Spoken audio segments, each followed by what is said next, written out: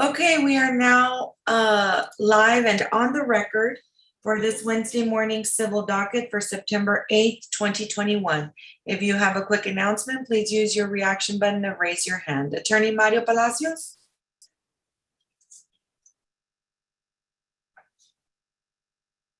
You're on mute, sir. Sorry. Morning, Judge. Good morning, sir. Judge, I have number 34 on page 6 of this court's docket, CL 210174-I. I believe Frank Garza is on the other side, Judge. He is present here this morning. That's correct, Judge. Good morning. Good morning, sir. Okay, and what is the announcement? Judge, we're set for status. Oh, shoot, it just worked. Hold on. Somebody's unmuted and talking over you. Make sure you're on mute, folks. Okay, go ahead, Mr. Palacios, with your announcement. This is a set for status hearing. We do have depositions scheduled on this case for October 1st, next month, Judge. It's a fairly new case, 2021 filing, but we do have the plaintiff's deposition scheduled at that time. I believe plaintiff's counsel wanted to see if we could possibly schedule mediation after that deposition. We'll work with plaintiff's counsel. We don't have a mediation date at this point yet, but we'll work with plaintiff's counsel following that deposition to go ahead and schedule mediation on this one before going out and doing any, further discovery, trying to see if we can resolve it on the front end. Okay, Mr. Garza, anything to add? Yes, Judge. One other thing. I'll probably be filing a motion to waive mediation requirement from your court, Judge, just for the simple fact that this is a Fred Loya case.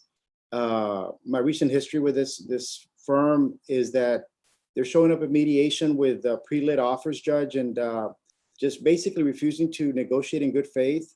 I just had it to happen to me on Friday on another one with their firm. And honestly, I just don't see the need for spending almost $1,000 in a half-day mediation, have my clients go through that, Judge, and pay that out of pocket when we might as well just get ready for trial, Judge. And so I'd really like to have a trial setting scheduled, Judge, so that we have something to basically light a fire under the defense's side of it, their adjusters, to get this case to trial as soon as the court will allow us to try it. I'll come in and try it during COVID, Judge. I don't have a problem. I'll mask up. My client's available. She's ready to do it. So we can work it up and get this case prepped for trial. We've been proving up our case, and I'll be producing my client, and it's clear liability, Judge. So I like to try this case. And okay, so let's go ahead and do this. You want to file your motion to waive mediation, file it with an order setting hearing, and I'll take up that issue at that time. Because I'm going to tell you, I am not going to mess around with anybody going to mediation and not be in good faith. And I'll be honest with you, that's not the first time that I hear it happening from some of the defense. And we're not going to have that, guys. Okay, because the statute is very clear as to how you should conduct mediation. And I have all the faith in all of you all that is a professional courtesy that you're extending to your colleague, that you would show up in good faith and to mediate, and that you would have some client control and tell that client that we're not gonna play that game. At least not in this court, you're not. So file that motion to mediate, and we'll take up that issue at that time. I'll give Mr. Palacios an opportunity, obviously, to argue his point at that time. You file an order setting hearing with that, but in the meantime, I'm still gonna set you for a status for December the 10th at 9:30, just in case you all don't file that motion to waive mediation. I need to still keep track of it, okay? And just for the record, Judge, I've never had any mediation gone that way with Mr. Garza. I'm not sure, what he's referring to at that point, Judge. That's correct. Not Mr. Palacios, Judge, but I'm just referring to his firm and their insurance company, Judge. I mean, I think we all know who that is. I understand. I'm just, both of you will have an opportunity to argue your point if you do file that motion to waive mediation, okay? Thank you, Judge. Appreciate it. Okay. Yes, you may. Thank you, Judge. Thank Stay you. safe. Have a good day. Attorney Robert McLaughlin.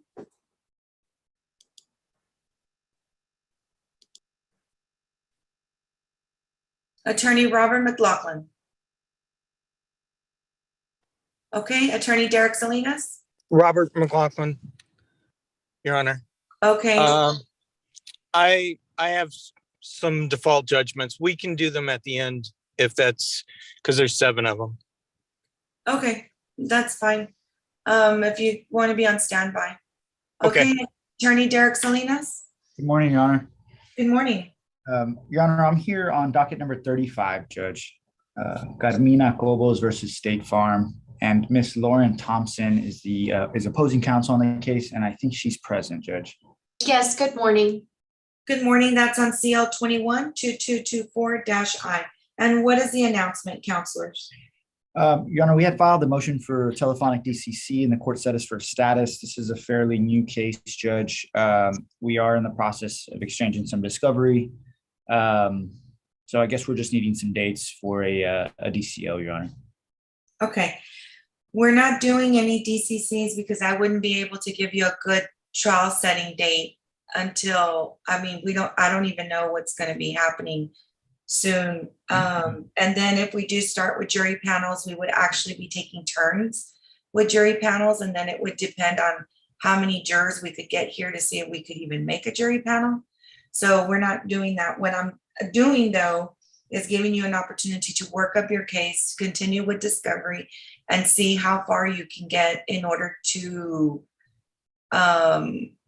see when you're going to go to mediation, or how do we keep this case moving in the meantime so you can really work it up for trial.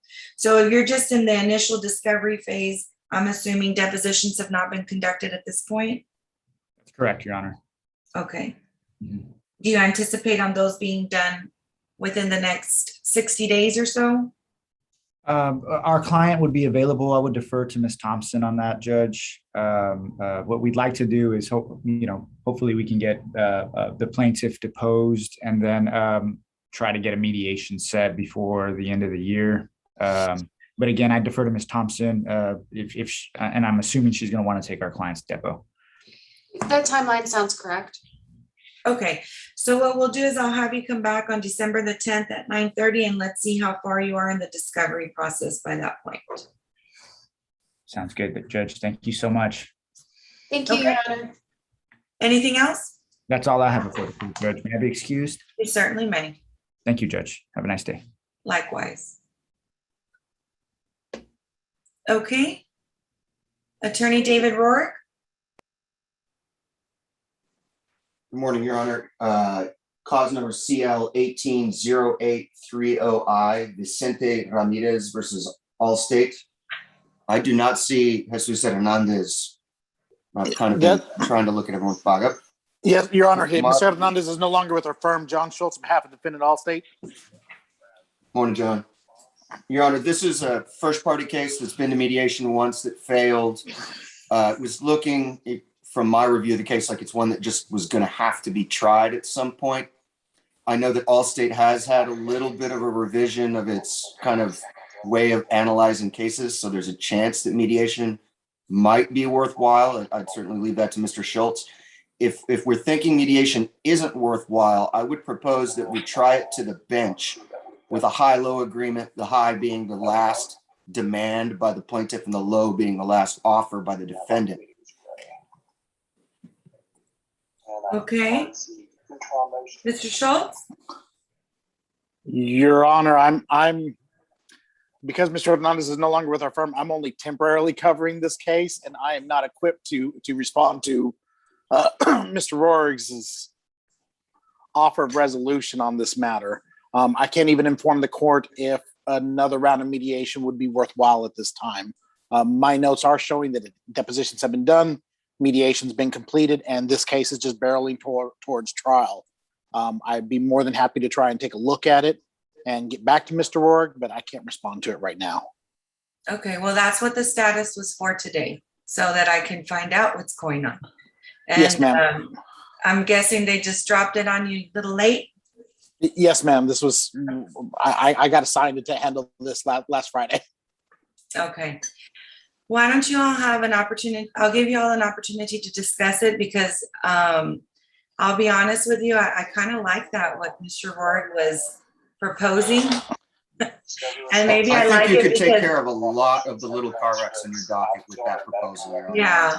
And I tell you, maybe I like it because I'm new to this, to the bench. And maybe that's something, for me to look at right now, but I'll give you all an opportunity to discuss it. But I do want to know where we're going to be going with this. So let's come back on October the 20th. October 20th.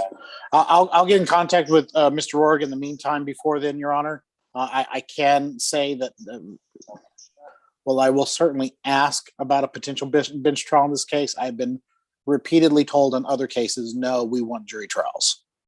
So I think the odds of a bench trial being agreed to by the defense is low. My understanding is we tend to make sure that the jury fee is paid by the defense as well, so that we have the right for a jury trial equally. But I will definitely visit with Mr. Rourke and see if there's some sort of alternative method of resolution we can come up with for this matter. Okay, that's fine. Your Honor, is that a status at 9:30 on October 20th? Yes, I'm going to give Mr. Schultz an opportunity to familiarize himself with that case so he can give us a better status on his end. Sounds good, Your Honor. Thank you so much for the court's time. May I be excused? Yes. Thank you. Nice seeing you, John. Have a good one. Same day. Okay, Mr. Schultz, I'm taking it you're in another court right now? Yes, Your Honor. I'm sorry. I apologize about that. I didn't realize that was going on. I do have one other matter. Of course, I run away from where the speaker's at, Your Honor. I do have one other matter before this honorable court, if Your Honor would please. Yes, what is it? It is CL 20-1813-I, Eloy Ramirez versus Allstate. Okay. I have two Ramirez versus Allstate cases this morning, Your Honor. I did see David Solis on. Mr. Solis, are you still present? I am, Your Honor. Good morning. Good morning. And what is the announcement, counsel?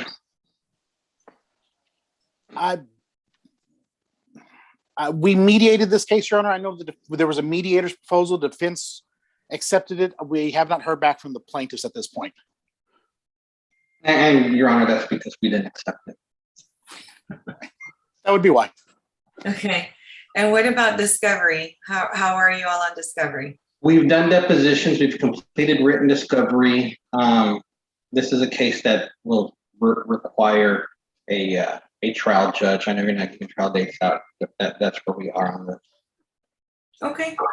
So then, as long as it's worked up, that's fine. We'll come back on February the 16th at 9:30, at which time we should have a better understanding of what we will be doing with the jury trials. February 16th. Yes, at 9:30. Yes, Your Honor. Okay. And Yes, you both may be excused. take care, Thank you, Your John. Honor. Thank you, Your Honor. Bye-bye. Thank you. Attorney Javier Ornelas?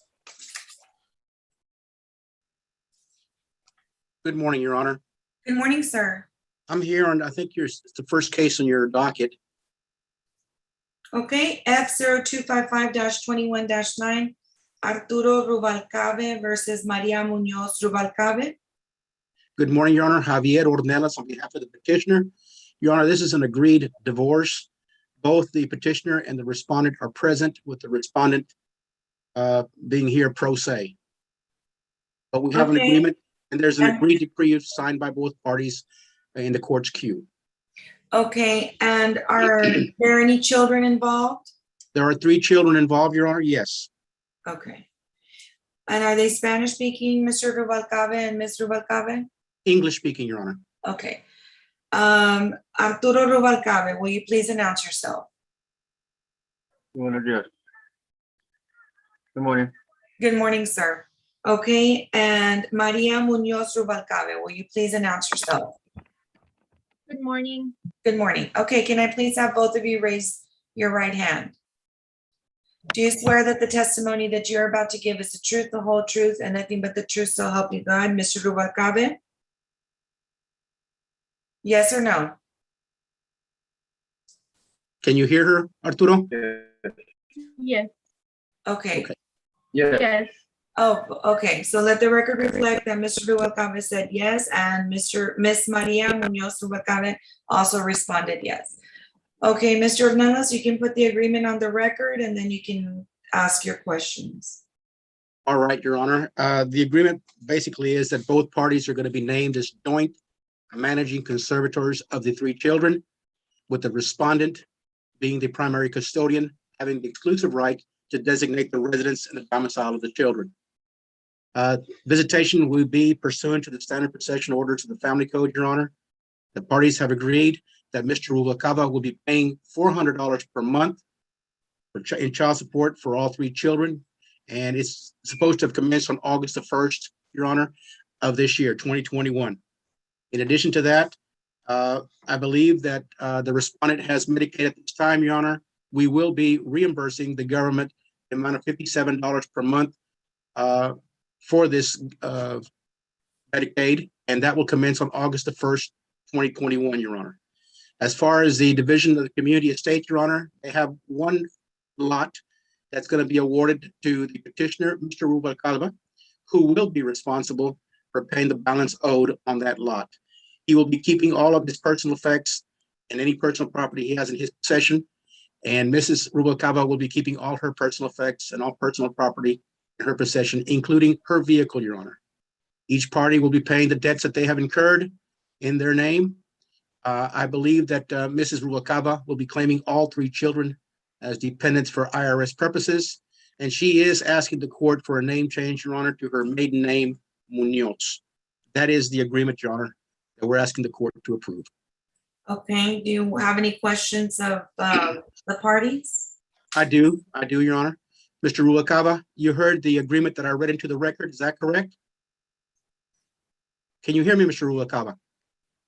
Yes, sir. All right, can you point that computer right at you, sir? Point it directly to you so we can hear you. So, we're having technical difficulties, Your Honor. Either way, the parties, did you sign the agreed decree of divorce, Your Honor? Yes. Excuse me, Mr. Rubalcaba. Okay, well, and let me just ask you, Mr. Ornelas, is the agreed final decree of divorce that's been executed by the parties, is that reflect the agreement that you just read into the record, sir?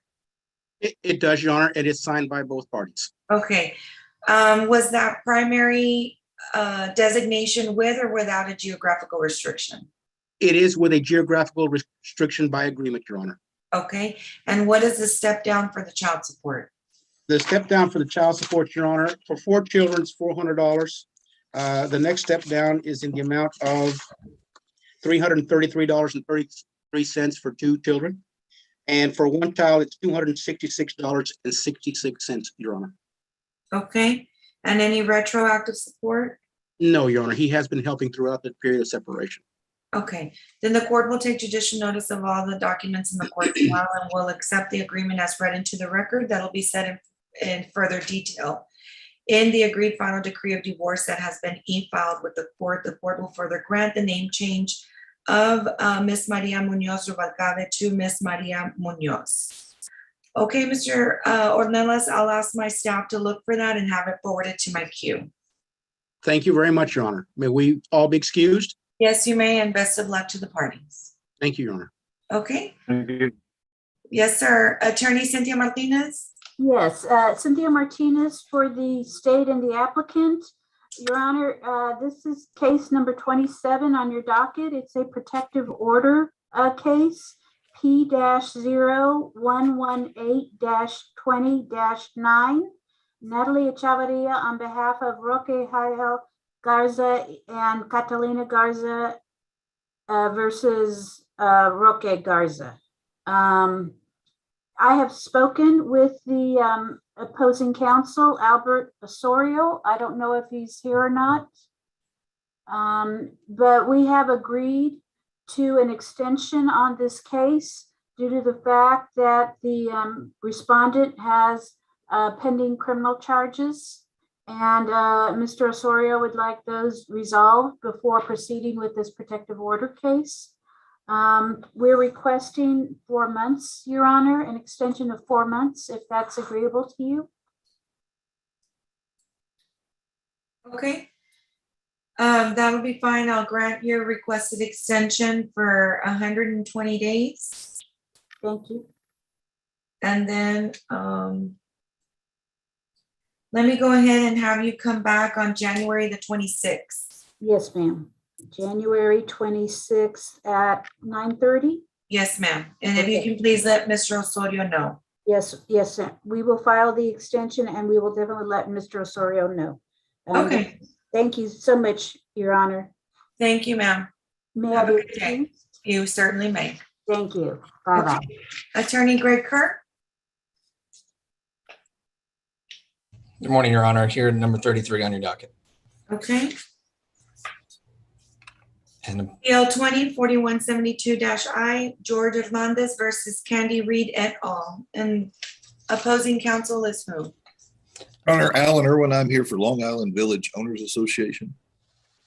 Your Honor, Okay. Brian Metcalf for defendant Candy Reed. Are we expecting anyone else on the defense? No, Your Honor. Okay, and what is the announcement? we're set for status, Your Honor. This is a personal injury case. Plaintiff's deposition was taken back in July. Plaintiff is still undergoing treatment. He last received injections back in June. We're still following up and collecting medical bills. I'll be presenting to the defendants. And there also is a pending motion for summary judgment filed by defendant Candy Reed. Okay, anything from the defense?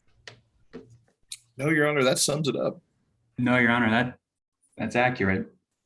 Okay, well, see, we're already starting off on agreeing on one thing. Maybe it'll set the tone for the rest of the case, right? Yep. Mark this. Okay. So, well, I did see that a motion for summary judgment was filed and the order setting hearing was also correctly filed. So I'm going to go ahead and get that set. So I'm not going to set you for an additional status until we have that hearing. So just continue working up your case and then we'll get that set for you. Probably you should be receiving notice either by today or tomorrow when your setting will be for that motion. Very well. Thank you, Your Honor. Okay. Thank you, Your Honor. All Thank right. Any other cases? Not for me. Not for me, Your Honor. No, Your Honor. All right. Have a good day. Thank you as well. Okay. Attorney Julie Fox Restico. Good morning, Your Honor. Good I'm morning. here on number 36 for the petitioner. It's set for status.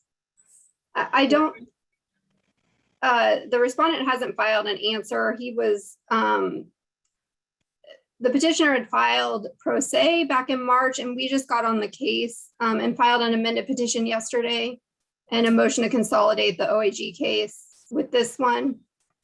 So he still needs to be served with the amended petition. Okay. Let me see.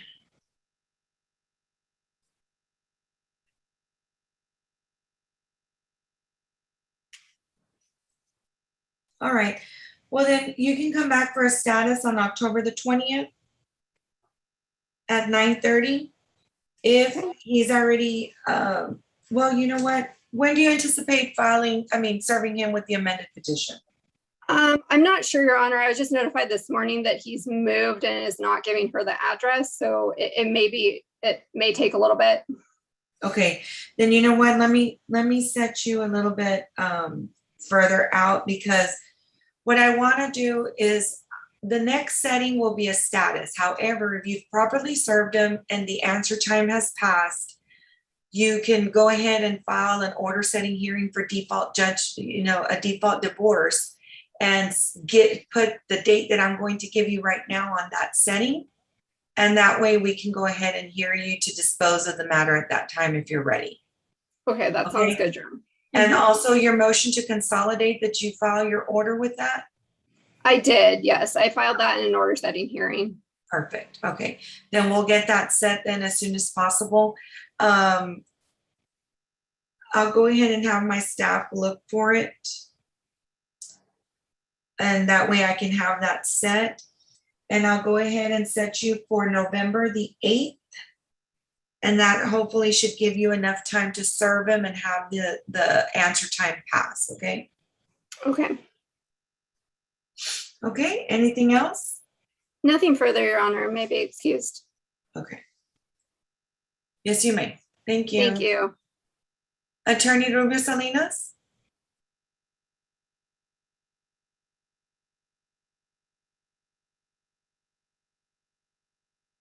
Yes, Your Honor.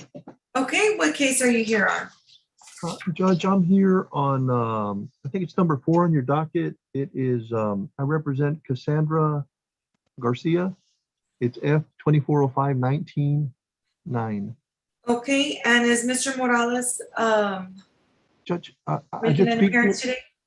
Judge, I did speak to him a few minutes ago, and I told him I was going to be asking for some additional time. He said he did not object. He was in master court. I asked him if I could make the announcement. He said as long as I could get a reset date from the court, he was okay with that. If there's any way we could get maybe like a 30-day reset date, Judge. We did mediate this case. It did not settle. We're still working on some numbers to see if we can finalize it. Okay, and when did you all mediate it? I'm thinking it was sometime back in April of this year, Judge. Okay.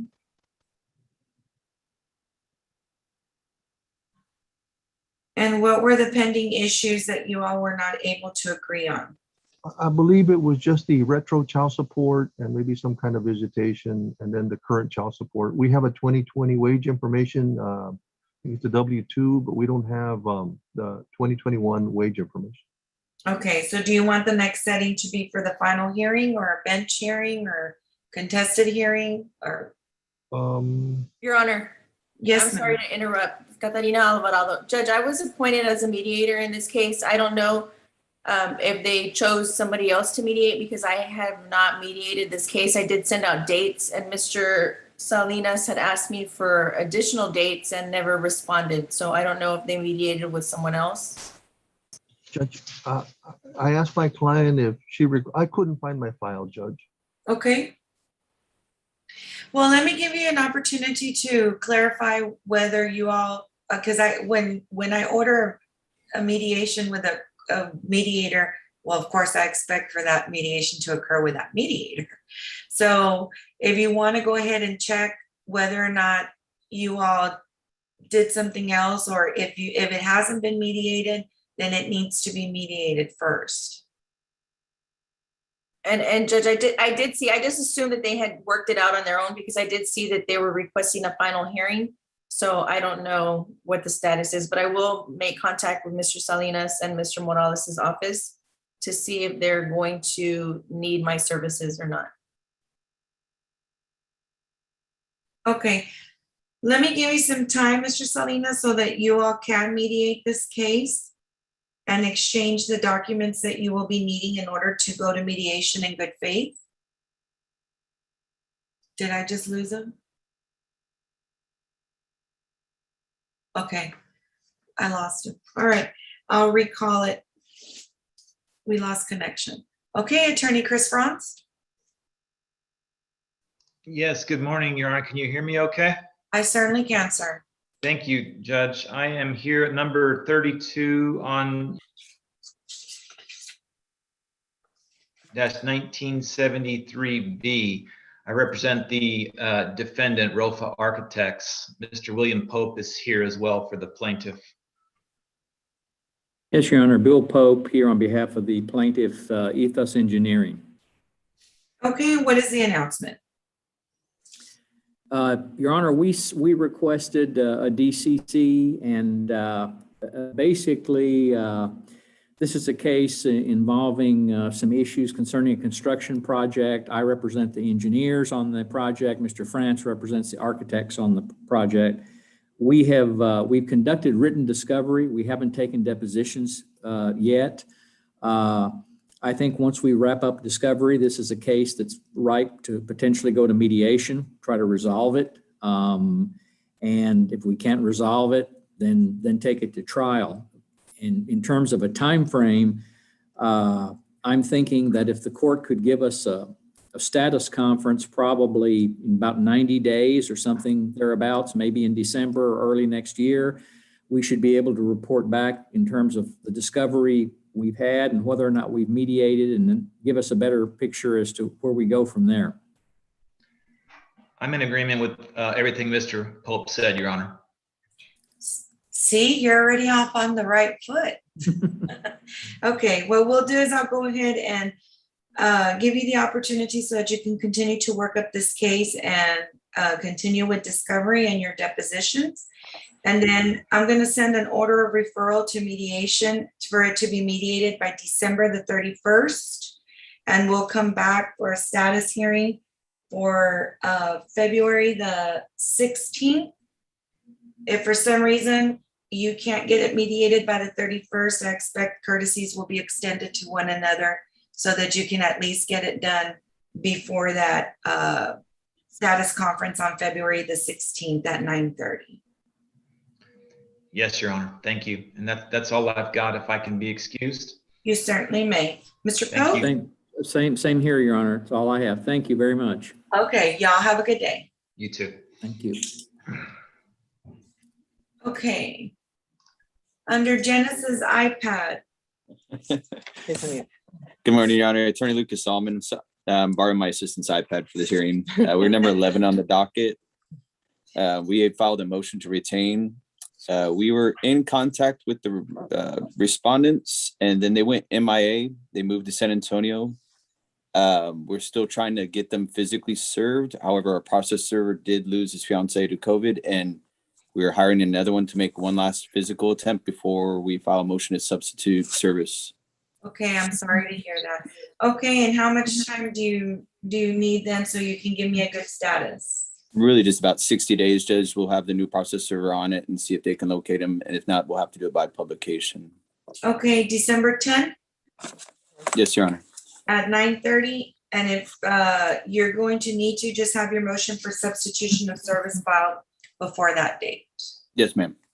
That concludes our business. May be excused. You certainly may. Thank you, Judge. Okay, Attorney Catarina Alvarado.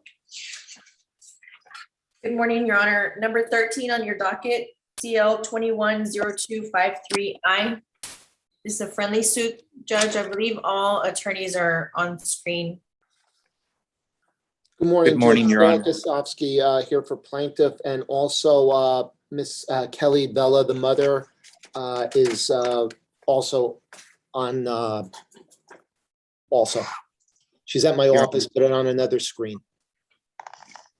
Good morning. This is Hector Torres for the defendant, Geico County Mutual Insurance Company.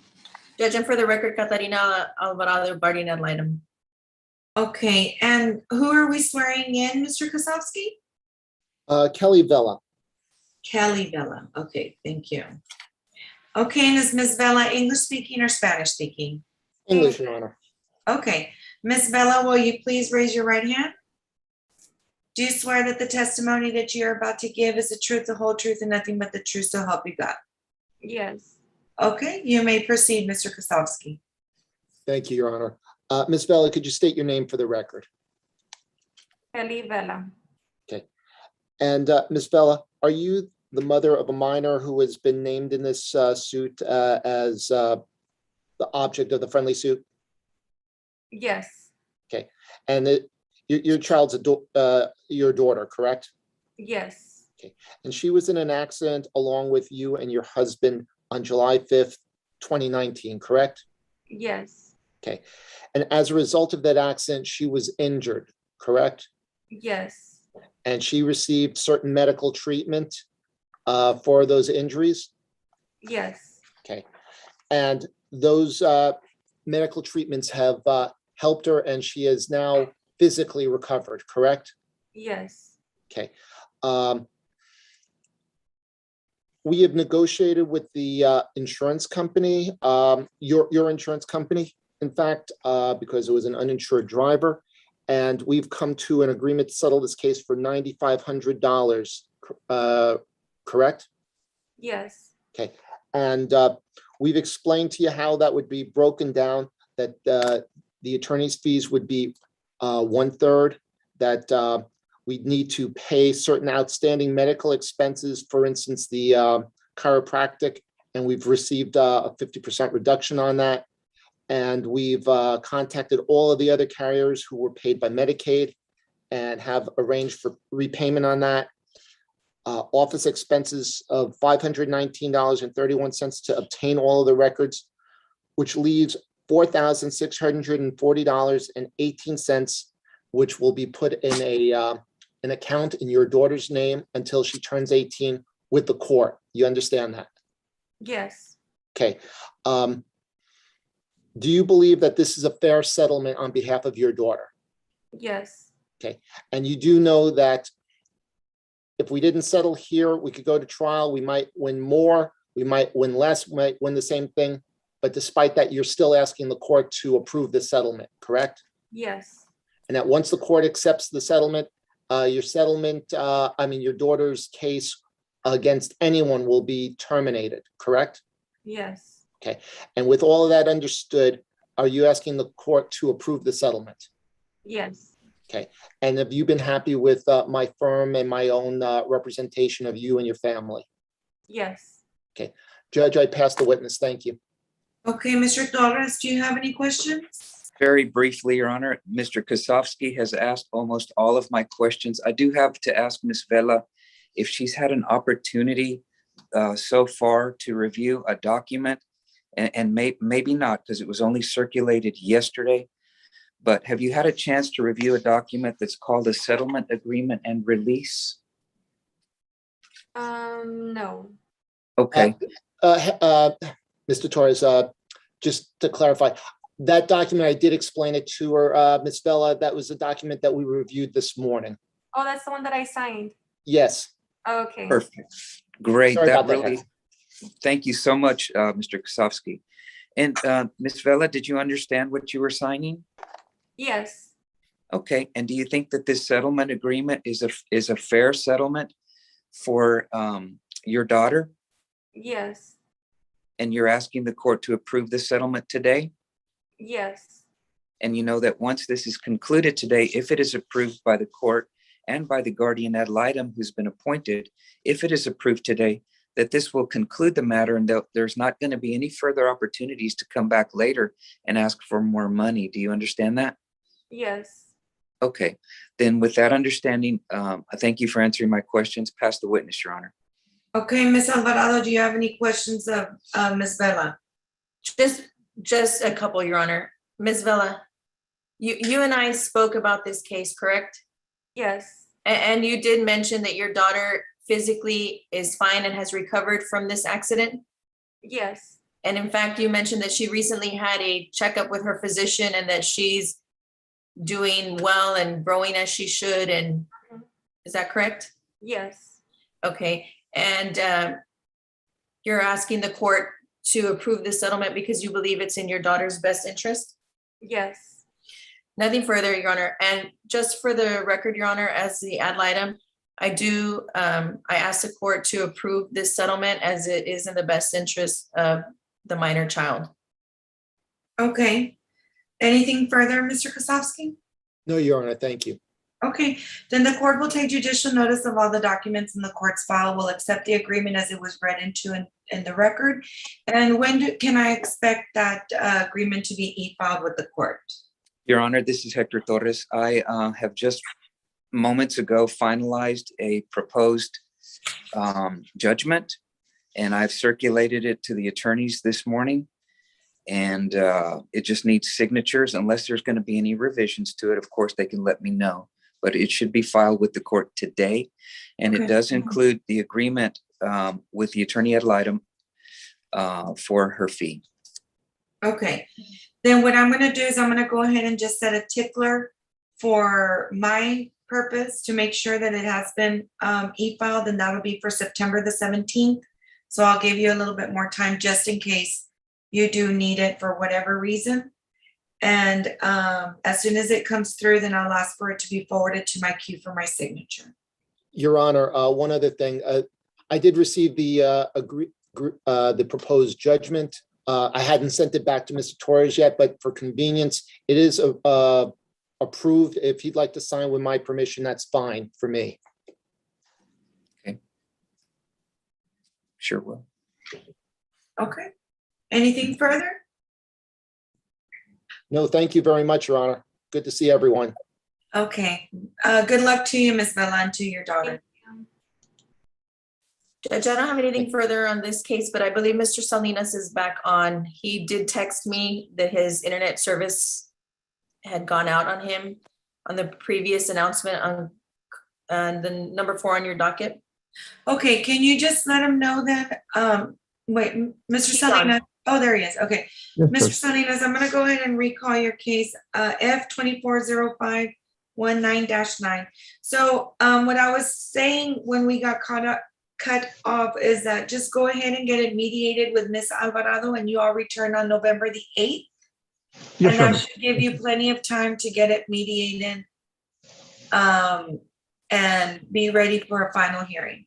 Yes, Your Honor. Thank you so Now, I'm much. gonna set you for 9:30. If by some reason you need a contested hearing, notify us as soon as you know it'll be contested so we can accommodate you. Thank you, Judge. Appreciate it. Okay, any other case, Mr. Salinas? No, Judge, that's all I have. Thank you so much. Okay, Good to see you again. Thank you. likewise. Have a good day. Thank you, You Judge. too. May I be excused? You certainly may. Thank you. Okay, Attorney Savannah Gonzalez? Good morning, Judge. Good morning. I have number. Actually, I don't know. Ms. Thompson didn't give it to me. I'm covering for Lucia Thompson on P01082921-9.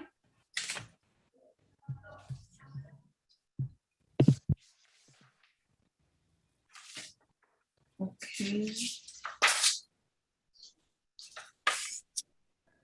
On Alejandra Eguia and Alex Fuentes? Yes, Judge, that's correct. Okay, that'll be number 16 on the court's docket. Yes, ma'am. I apologize. I didn't realize I didn't have that. Okay, go ahead. Judge, in this case, Ms. Thompson filed on behalf of her client a motion to vacate the temporary protective order. However, I believe she wanted to put up some testimony from the client, just given the nature of the facts in this case, and see if it's in fact something that the court would consider rather than a straight non-suit. Okay, and is Ms. Eguia present? She is, ma'am. Yes, and I believe she was at work. If we can get her, Ms. Eguia, can you go ahead and unmute yourself and turn on? Yes, I'm here. Okay, can you please raise your right hand? Do you swear that the testimony that you're about to give is the truth, the whole truth, and nothing but the truth, so help you God? Yes, Your Honor.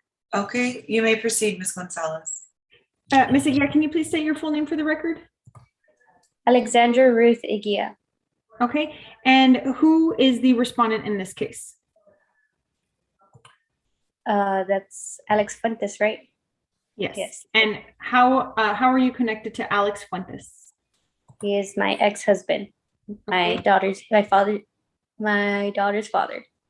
Okay, and you previously requested a protective order on this matter, correct?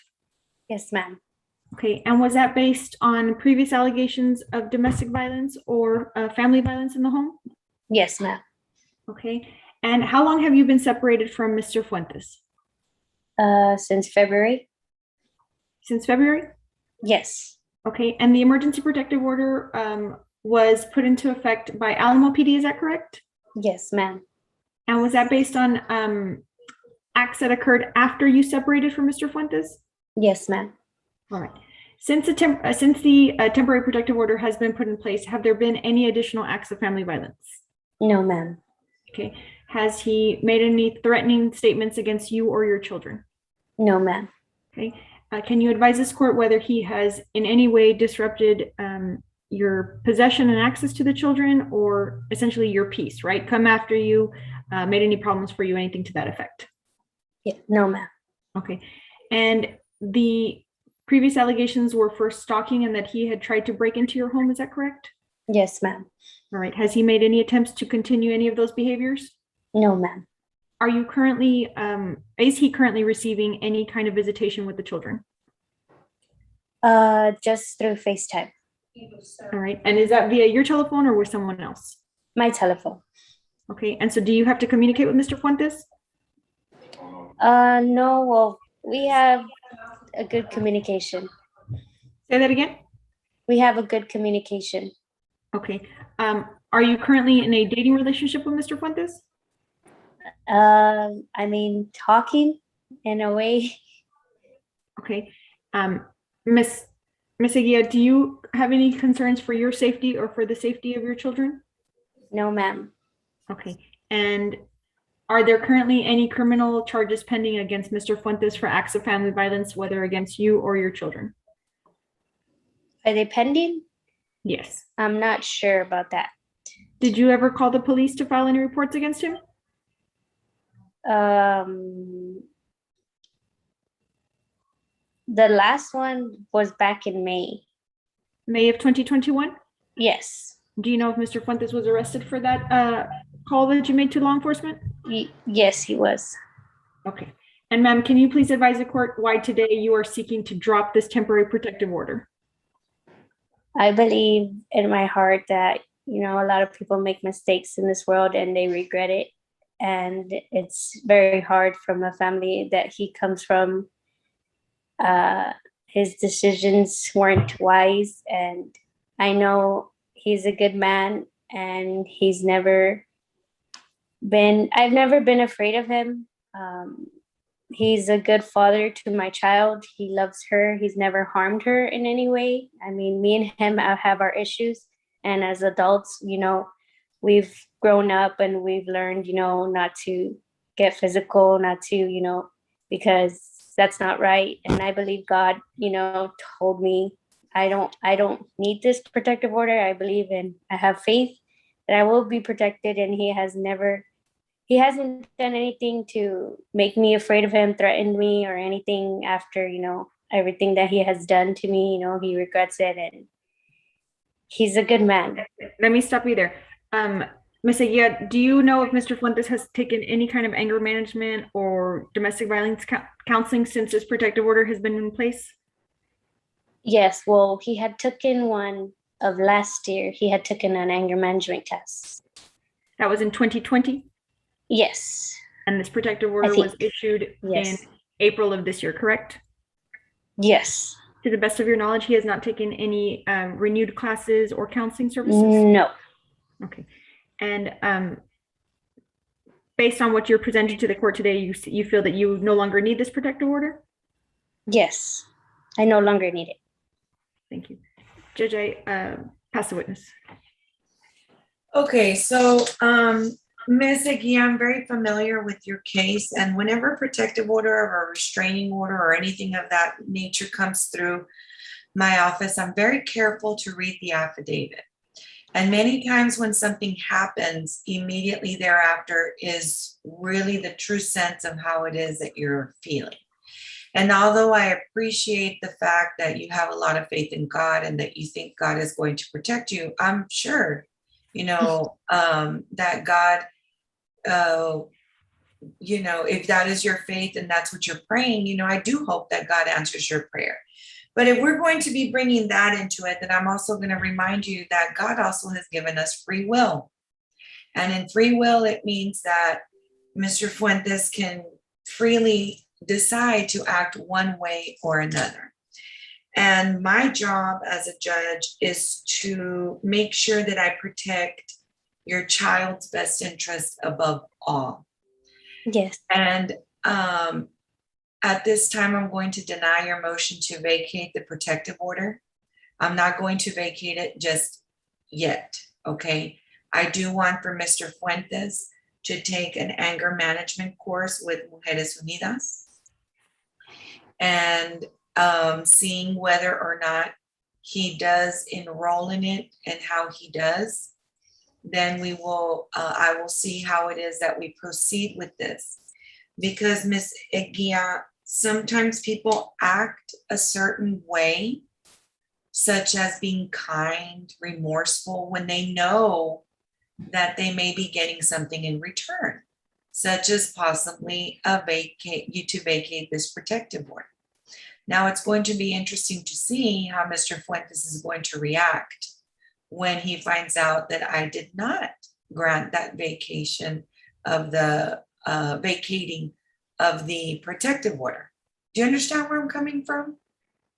So it's going to be interesting to see how he reacts to me not vacating it at this time, because sometimes people will be very nice to see what they can get out of a person in return. I'm not saying that's what's happening here. However, before I vacate the protective order, I want to make sure certain things are done. Okay. Yes. Now, abusive relationships or abusive situations are something that are an emotional roller coaster. Okay. So people will sometimes tell you anything that they want to, so that you will feel comfortable in feeling like your trust, like he's earning your trust again. And I'm not saying that it's not possible for a person to be remorseful or reform or be regretting the actions. I'm sure that he's regretting those actions because they resulted in criminal ramifications, as in, charges being pressed against him.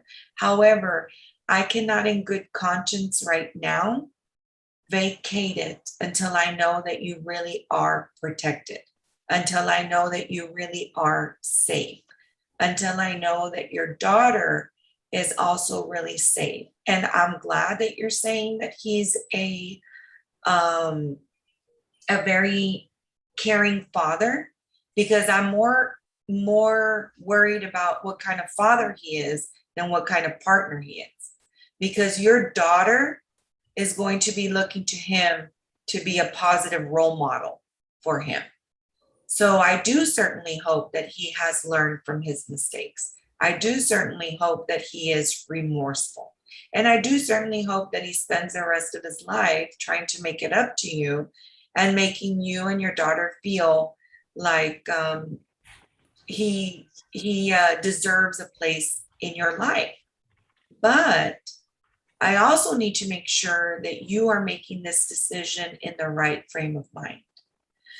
So, Ms. Gonzalez, at this time, I'm not going to grant the vacating of the protective order. However, I will hold it over. Okay. Yes, sir. So what we can do is, I do want for Mr. Fuentes to start those classes at Mujeres Unidas. He needs to enroll in that before I'll look into it. I know there is a wait list.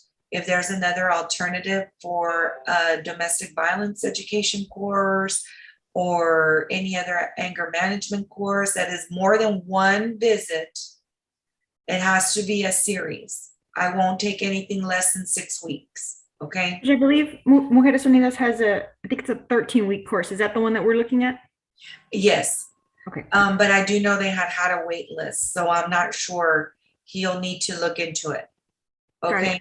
What I can do is I can reach out to the domestic violence program with Judge Gonzalez and see what they're doing in the meantime. Maybe they've got some additional options. Yes.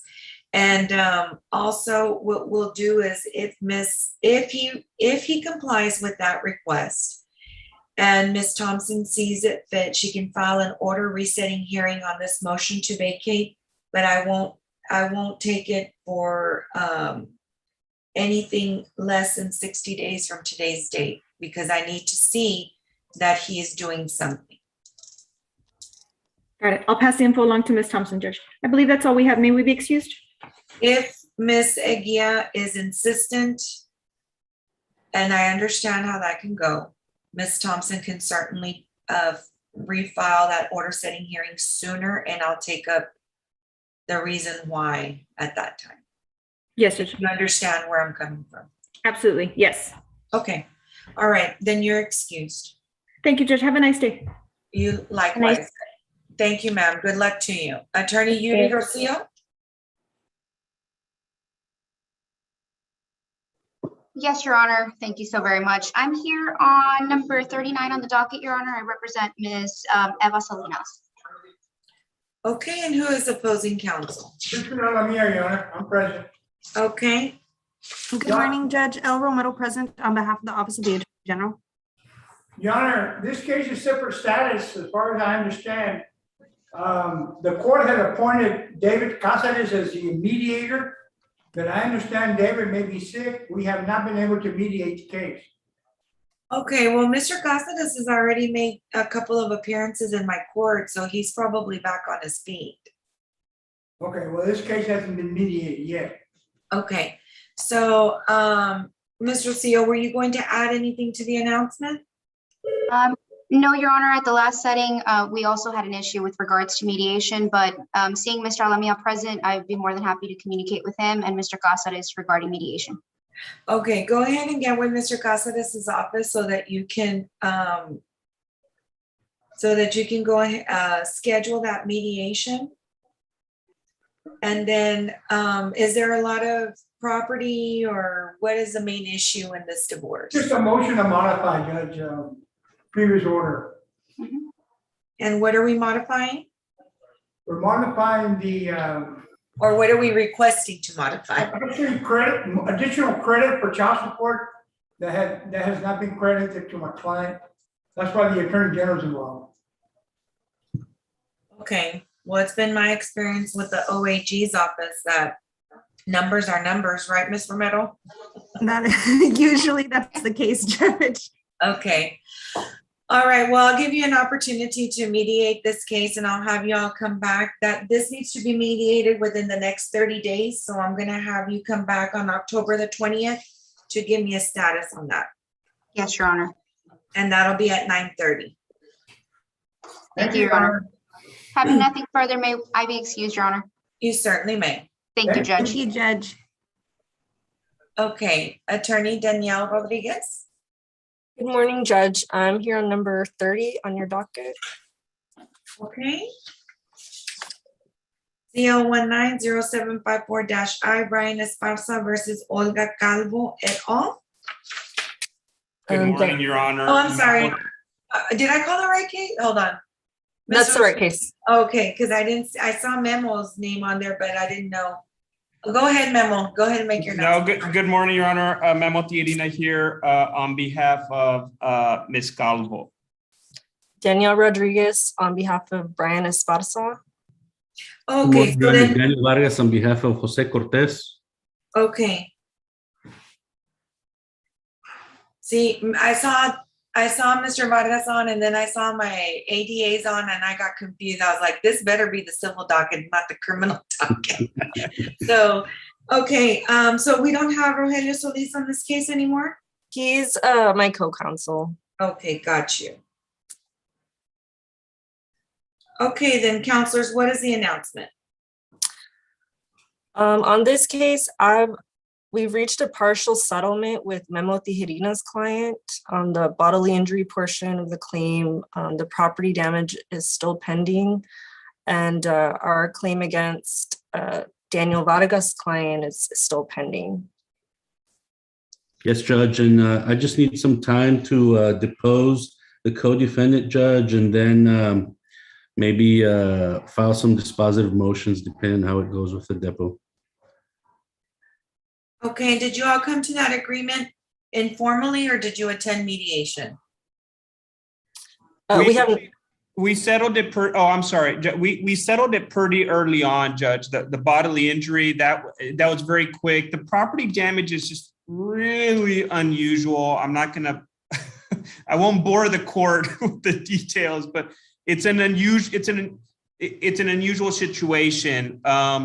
So I've kind of been a little bit on the sidelines as Ms. Rodriguez and Mr. Vargas kind of work out a potential settlement on the bodily injury for that portion of the case. My client is, I want to say, Vargas, your client's niece.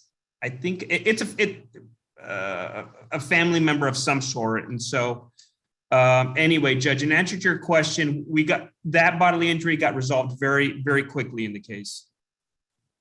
Okay, so then Mr. Vargas is looking to do some depositions, may file some motions. So what kind of timeline are we looking at? It would depend on the availability of the co-defendant, Ms. Calvo. I can do it this month. Hold on. We're off the record. Daniel, you're gonna have to put that child on the camera. I wanna see that baby, because he's like, look, Daddy, look. So pay attention, Daddy. Sorry, Judge, she wants some apples. I couldn't take her to school today because she's got a fever, like 99. Oh, I'm sorry. And so they're like checking them at school, so we have to keep her home. She wants some apples. Yeah. Okay, I'm gonna go and give her the apples. Daniel, come right back. Everyone can wait.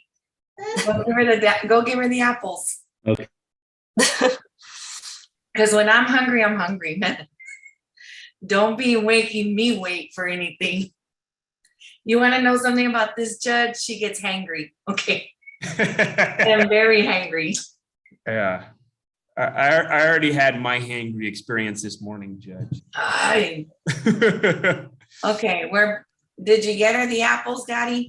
Yes, Judge. Okay. All right, we're back on the record. Okay, go ahead, Mr. Vargas. So you need to do some depositions and possibly file some motions. So what are we looking at as far as a timeline so that we can get it ready to go to a formal mediation if necessary?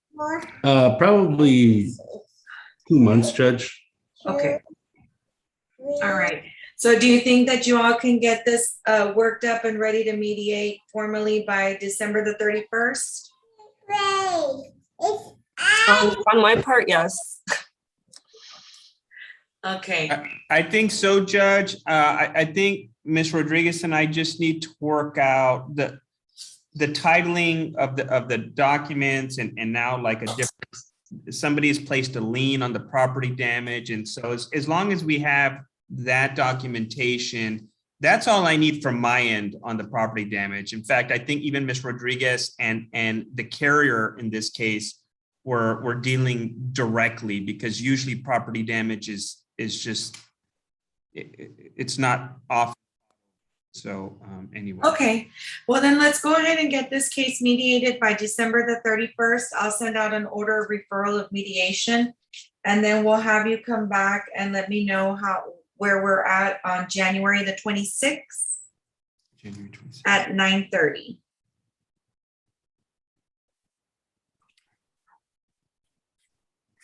Okay. Anything further? Any No, Your other Honor. cases? Nope, nothing from me, Your Honor. Okay, well, you have a good day, and Daniel, I hope your daughter feels better. Yeah. She seems fine. It's just her temperature is kind of high. Thank you, Judge. You're welcome. Y'all have a good great day. one. You too, Judge. Bye-bye. Okay, Attorney Lucy Williamson. Good morning, Your Honor. I'm here on F 3136, 13-1, and it's a default, Your Honor. Okay. And is that in the interest of a minor child? That is correct, Your Honor. And my client is here present with me, Your Honor. Okay, and what is your client's name? Your Honor, it is Adolfo de Leon. And what is the respondent's name? The respondent's name is Elba Aurora Villarreal. And she was not present last time, Your Honor, so we reset it to notify her. She was notified via email, the email provided to the court, and she is not present again today. Okay, Mr. Damien, will you please call out the name of Elba Aurora Villarreal 3 times? Yes, ma'am. Elba Verial, Elba Verial, Elba Verial. Okay, the name being called out 3 times and no response. Ms. Williamson, you may proceed. Mr. De Leon, will you please raise your right hand? Do you swear that the testimony that you're about to give is the truth, the whole truth, and nothing but the truth, so help you God? Yes, Your Honor. Okay, and just speak up, okay? Okay. All right, Ms. Williamson, go ahead. Thank you, Your Honor. Mr. De Leon, you are the father of the child, the subject of this suit, Delilah De Leon? That's correct. And how old is your daughter? My daughter is 12. Okay, and how long has Delilah been residing exclusively with you? Since December 2018. And did the mother voluntarily relinquish custody to you at that time? Yes, ma'am. Was the mother having issues with the child scholastically? Yes. And go yes, ahead. according to her teacher, she was going to fail and not pass the STAR test that year. So that's why she came to live with me. Okay, and is it true and correct that after she passed that year, she continued to reside with you and has resided with you and attended school? Yes, ma'am. Okay, prior to that, since 2013, the child had been residing with mom, correct? Yes, And you had been paying child support. yes, ma'am. Okay. And is it true and correct that you also have other concerns other than scholastically about the mother? Is that correct? Yes, ma'am. And can you tell the court what that issue is or what those issues are? The issues is like I told the court that she is under the influence. That's why I got the hair follicle, and also she never she was required to take it by the previous judge, but she never took it. So I'm still want to require that from her. Are you still concerned that she's using drugs? Yes, very much concerned. And how do you know that she's still using drugs? She's under the influence that she's always sniffing when she's calling or anything like that. Very evident that she's under the influence of something. Okay. Are you asking this court at this time to appoint both you and the mother joint managing conservators? Yes, And that you be the primary managing conservator, correct? correct. And because of your concerns, are you asking this court that visitation be supervised every first, third, and fifth Saturday and Sunday from 10 to 2? Correct, ma'am. And are you willing to supervise that visitation or designate somebody to supervise? Yes, ma'am.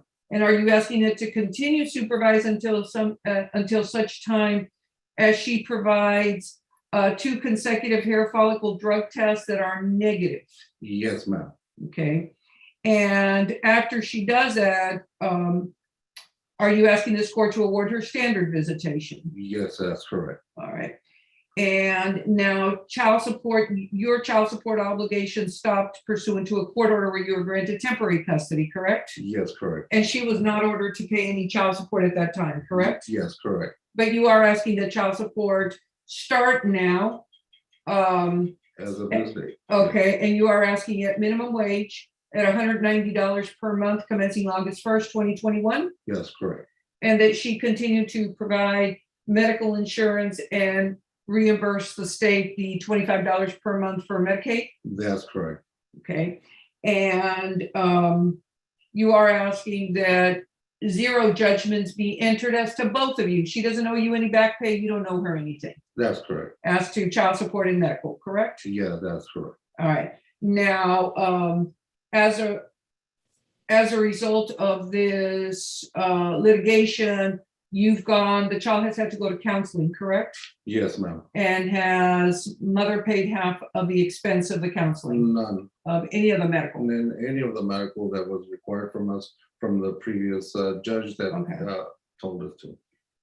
You understand that any uncovered medical expenses incurred on behalf of your daughter is to be split equally between you and the mother, is that correct? That's correct.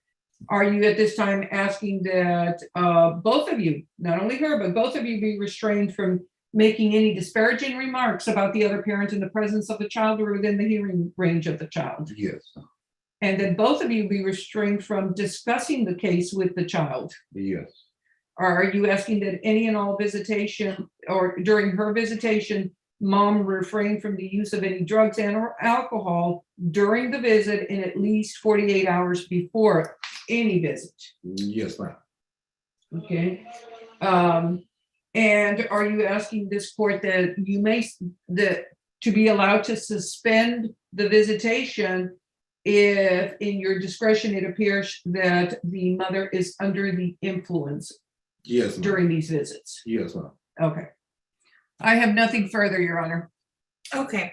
And the only thing I would say, Ms. Williamson, is you may want to check with the OAG's office, because I think it's the lowest they're accepting right now on Medicaid reimbursement is $57, but you can check with them. Your Honor, we'll do 57. And so other than that, the court will take judicial notice of all the documents in the court's file, specifically that Ms. Villarreal was properly served, and will grant the relief requested as testified to, and will be set forth in a final order to be submitted to the court. Ms. Williamson, how much time do you need to do that? Your Honor, if I could have 2 weeks. Okay. I'll go ahead and just put a tickler for October the 1st. just to make sure that it's been submitted by that time? Yes, Your Honor, and it should be in by early next week, but that way it gives me some time. Thank you very much, Your Honor. I have nothing further before this honorable court, if I could be excused. Yes, and just have your client sign off on it. Yes, Your Honor. Thank you. Thank you, Your Honor. Okay. Thank you. You have a good day. Attorney Tony Ramirez? You're on mute, Ms. Ramirez?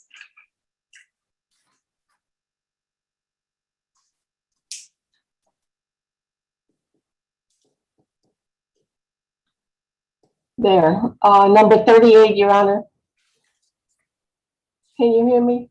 Now I can, yes, and that's F2114-20-9, Juan Armando Campos and Maria del Pilar Campos. Yes, that's correct. Good morning, Your Honor. Amber Vanskyver here on behalf of Maria Pilar Campos. Okay, and what is the announcement? Your Honor, we had a conversation, Miss Amber and I, last week, and I'm supposed to get back to her and give her some information which will be relevant to the case.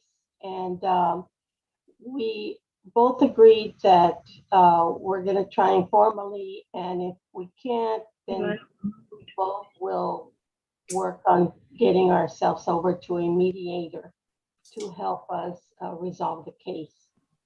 But we need about 30 days, I think, to do all this. If that, is that correct, Ms. Ember? Yeah, yes, Your Honor. We're just asking for a little bit more time so we can exchange some documents. I was recently retained on this case, so we just need to exchange some documents, and then I think we might be able to work it out informally, but as Ms. Ramirez says, if we can't, I think we can agree to a mediator and go ahead and mediate this matter. Okay, so are there any children involved? No, Your Honor, the children are all over age. The only main issues in this case, there was a community residence, but Mr. Campos had transferred that over to the children, the party's adult children, his interest. So Ms. Campos is the only one with the remaining interest. There are some debts. Ms. Campos is requesting spousal, and there's also some community personal property. Okay.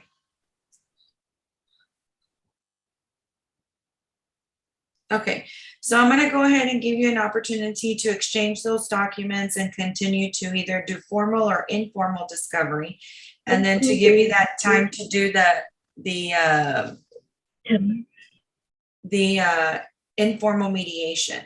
If you do need to formally mediate this matter, go ahead and inform the court, and I will assign a mediator to you through an order of referral.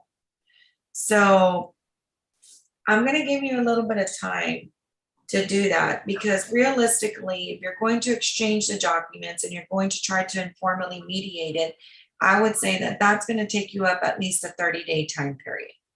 Now, if you can't informally mediate it by that point, then you're going to need at least an additional 30 days for scheduling of a formal mediation. So I'm going to have y'all come back. For right now, I'm going to have y'all come back on December the 6th. And I'm going to set that for a status. However, if you're ready anytime on that date or before for a final, let us know, and I'll get you in here faster. That sounds good, Your Honor. Okay. Thank you, Your Honor. All right. And if you can, Miss Amber, how do you pronounce your last name? Vanskyver. Okay. So that next time that you come before me, I won't mutilate your last name. Okay. All right. Well, then we'll see you then on December the 6th at 9:30. May we be excused, Your Honor? Yes, you may be excused. Thank you. Okay, Mr. Sabo?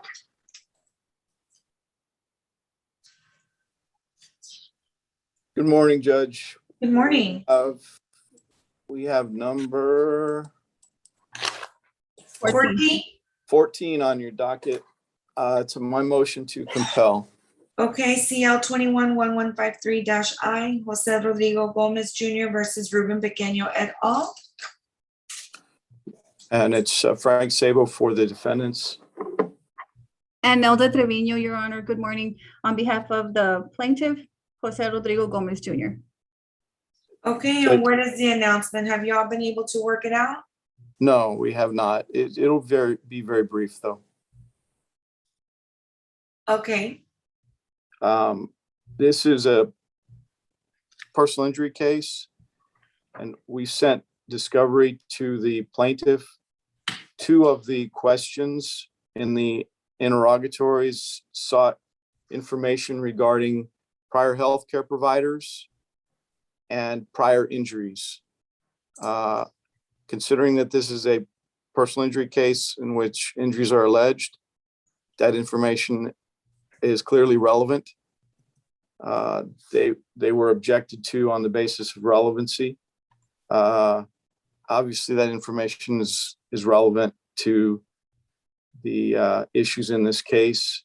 I do agree that a 20-year time frame might be a little much, and I will agree to limit that to 10 years. But I think the information that is sought is clearly relevant, and we should be entitled to the full answers to those interrogatories without objection.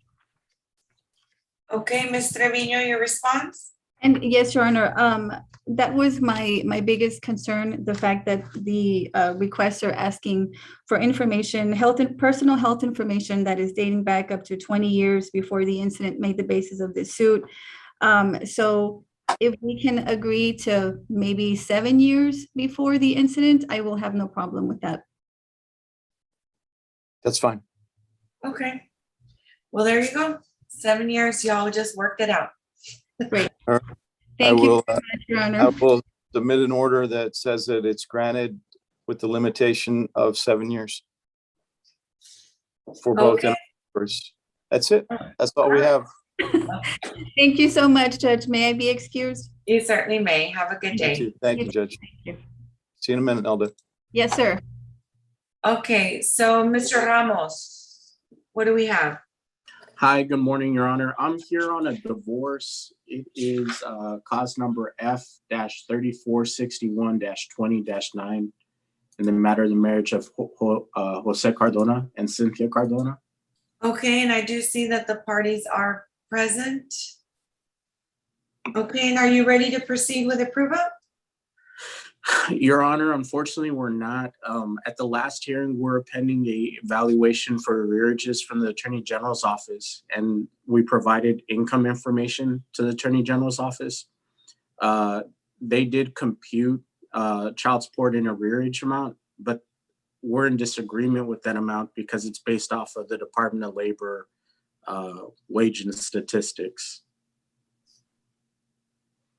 Okay. Was the AG's office going to be appearing today? They had appeared in the past, Your Honor, and they are noticed on today's hearing. Okay, and they were here earlier, so they didn't stick around. Okay, so then Ms. Cardona and are you all gonna have an opportunity to discuss it, or what are we gonna do? Because numbers are numbers. Are you all going to have a mediator try to help y'all come down to this, or what? So I would like an opportunity to talk to Ms. Cardona. I can, the process is very transparent. You're right about the numbers. I think the issue that we, from our position, from Mr. Cardona's position, is that he's not employed in the manner that the Attorney General suggests, which is why they're using the Department of Labor statistic for computation. Okay, does he have though an employer, or is he self-employed? He has an employer. He's a truck driver. I think the Attorney General's position though is that he based on the Department of Labor numbers, he should be working more, but unfortunately due to health issues, he's not working as many hours as they suggest he could. And what are his health issues? He deals with high blood pressure, things of that nature, Your Honor. Okay, I have high blood pressure. I'm here. And I work full time. I understand I think actually the issue is not that he doesn't work full time. It's that, the issue is this. So he makes And he's not, is he saying that he's not carrying enough loads Exactly. or making enough trips? I represented many truck drivers over my 20-year course. So I'm very familiar with how they can get paid and not get paid. So, all right, well, I'll give you an opportunity to speak to Ms. Cardona about it. However, I'm sure, Mr. Ramos, your experience and my experience with soon-to-be exes is not going to be very good as far as like when it comes to money and computation of child support amount. So I'll give you an opportunity to do that. Now, if that's the only thing that's going to be pending, if you can get everything together, I'll be glad to hear it, and you can try it to the bench if that's what you all want to do. We'll make some time and we can do that as well. But I'll give you an opportunity to speak to Ms. Cardona. Ms. Cardona, you're still representing yourself? Yes, ma'am. Okay, so representing yourself, then you're held to the standard of an attorney. And so I'm gonna need for you to cooperate with Mr. Ramos, take his phone calls, answer his emails, and have a conversation with him just like any other professional would. Oh, yes, ma'am. Okay. Can I just say one thing? Really quick? Sure. I work 2 jobs, so if I don't answer, if he can just leave me a voicemail and I will get back to him. Okay, and I'm sure he's understanding of that. So, okay, so I'm gonna give you some time to do that.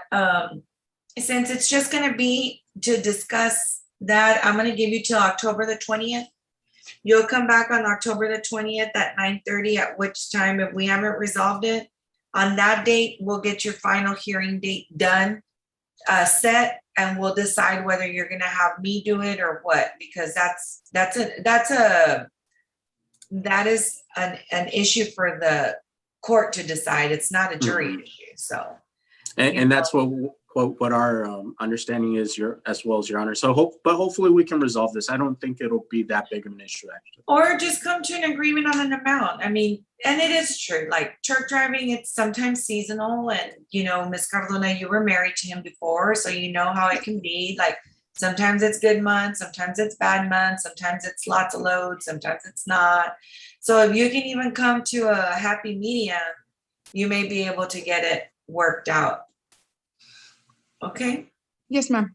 All right, so we'll see you October the 20th at 9:30. All right, thank you. Have a good day. Okay. Y'all have a good Thank you, one. Judge. Yes.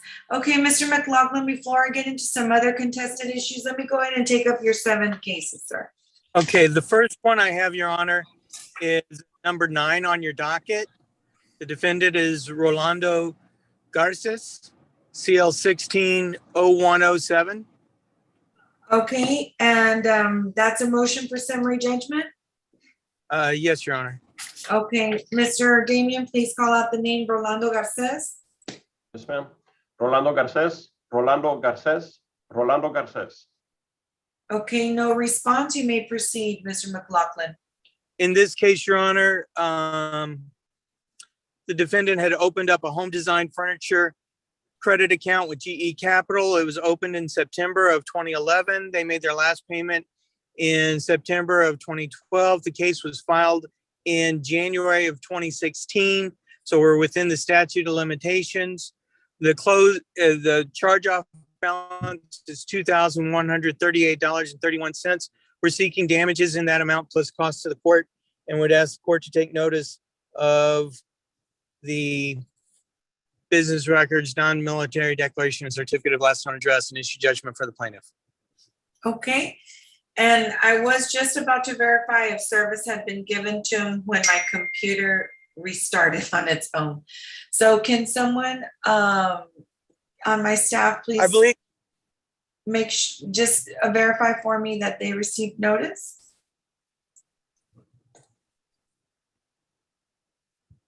Your Honor, we have an address on the order setting hearing for Mr. Rolando Garces in Westlaco.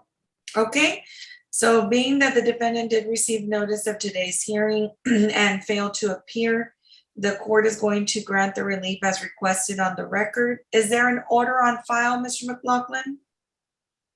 Yes, there was an order that was filed in April. Well, the first order was filed in 2016, and there was a duplicate order filed in April of this year. Okay, then I'll have the one that was filed on April the 2021 be the one that's forwarded to me. Thank you, Your Honor. Okay, your next case? Is number 10 on your docket, CL 174227H. Okay, it's I now with the transfer, and that's Capital One Bank versus Cecilia Puentes, and I do see that Ms. Puentes is on the screen. Ms. Puentes, can you announce yourself? You need to unmute. Can you hear me, Your Honor? Now I can. Okay, Mr. McLaughlin, Okay. being that the defendant did show up today, do you want an opportunity to confer a possible settlement? If she wants to discuss settlement, I have no objection to that. And hopefully we can work something out, and in which case I would ask the case to be reset for 30 days and that I give her my phone number and she can call me and we can work something out. Okay, Ms. Fuentes, are you interested in trying to work out a settlement agreement with the Capital One? Yes, Your Honor. Okay, so Ms. Fuentes, do you have something to write with? Yes. Okay, Mr. McLaughlin, will you go ahead and give her your phone number? Yes, it's 512-339-4100. Okay, and Ms. Fuentes, what is a good email address for you?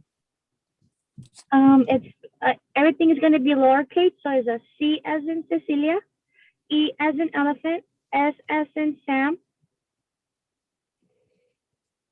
E as in elephant, A as in apple, the number 8, the number 5 at hotmail.com. Okay. Okay.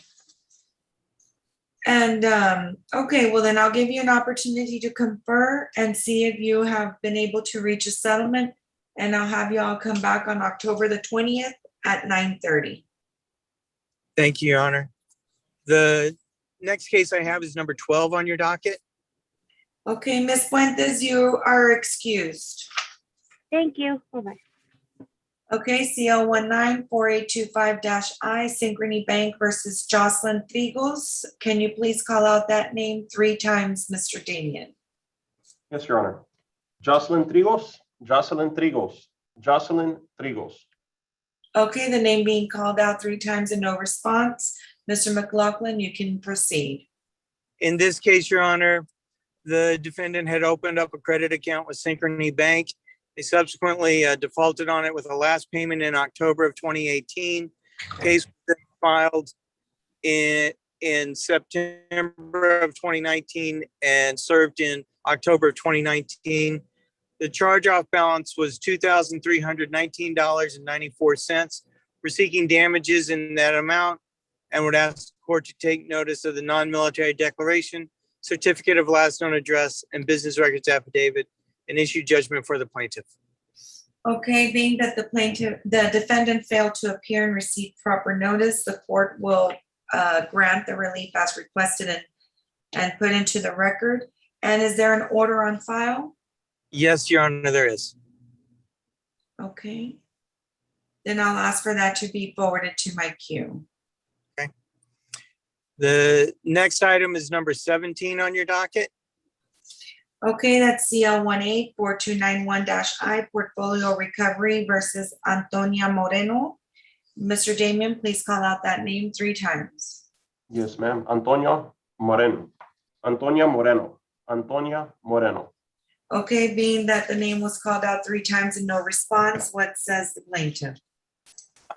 In this case, the defendant had opened up a Lowe's credit card. It was opened in May of 2012 with a last payment in November of 2015.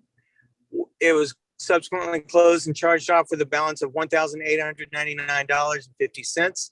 The case was filed in August of 2018 and served in September of 2018. We're asking, and the defendant, to my knowledge, did not file an answer. We're asking the court to take notice of the business records affidavit, the non-military declaration and certificate of last known address, and issue judgment for the plaintiff. Okay, the court will take judicial notice of all the documents in the court's file, specifically that the defendant failed to answer and also failed to appear.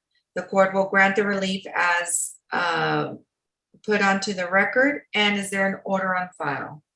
Yes, Your Honor, there is. Okay, I'll ask for that order to be forwarded to my queue. The next item is number 18 on the docket. Okay, CL 184340-I Portfolio Recovery Associates versus Romero Maria. Mr. Damian, please call out that name 3 times. Romero Maria, Romero Maria, Romero Maria.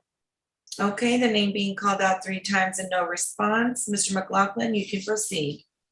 In this case, Your Honor, the defendant had opened up a Walmart credit card. It was opened in August of 2015 with a last payment in April of 2016 and a charge-off balance of $786.90.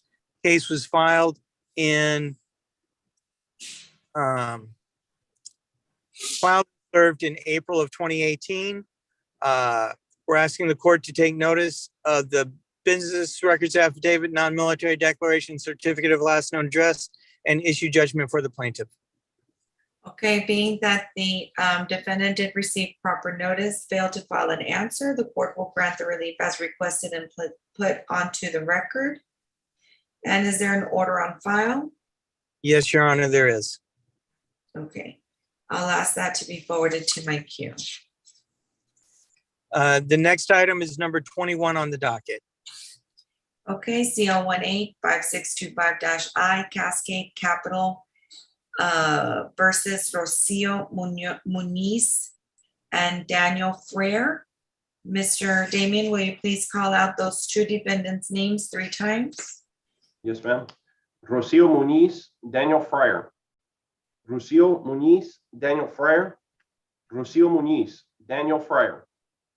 Okay, the name being called out 3 times of each defendant and no response, you may proceed. In this case, Your Honor, the defendants had purchased a 2008 Honda. It was purchased in July of 2012 with a last payment of October 10th of 2015. The vehicle was subsequently repossessed and sold at auction with a deficiency of $14,992.45. We're asking for damages in that amount plus costs to the court, and would ask the court to take notice of the business records affidavit, the non-military declaration, and the certificate of last known address, and issue judgment for the plaintiff. Okay, the relief as requested and put on the record will be granted. And is there an order on file? Yes, Your Honor, there is. Okay, I'll ask that to be forwarded to my queue. The last item is number 24 on your docket. Okay, CL 21070-I Crown Asset Management versus Pedro Leos. Mr. Damian, please call out the defendant's name 3 times.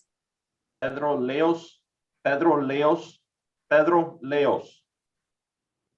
Okay, you may proceed. In this case, Your Honor, again, case involves the purchase of a vehicle. The defendant purchased a 2015 Mitsubishi Lancer.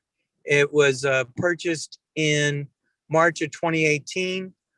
He subsequently defaulted on it. The car was repossessed, and the deficiency incurred was $11,542.27.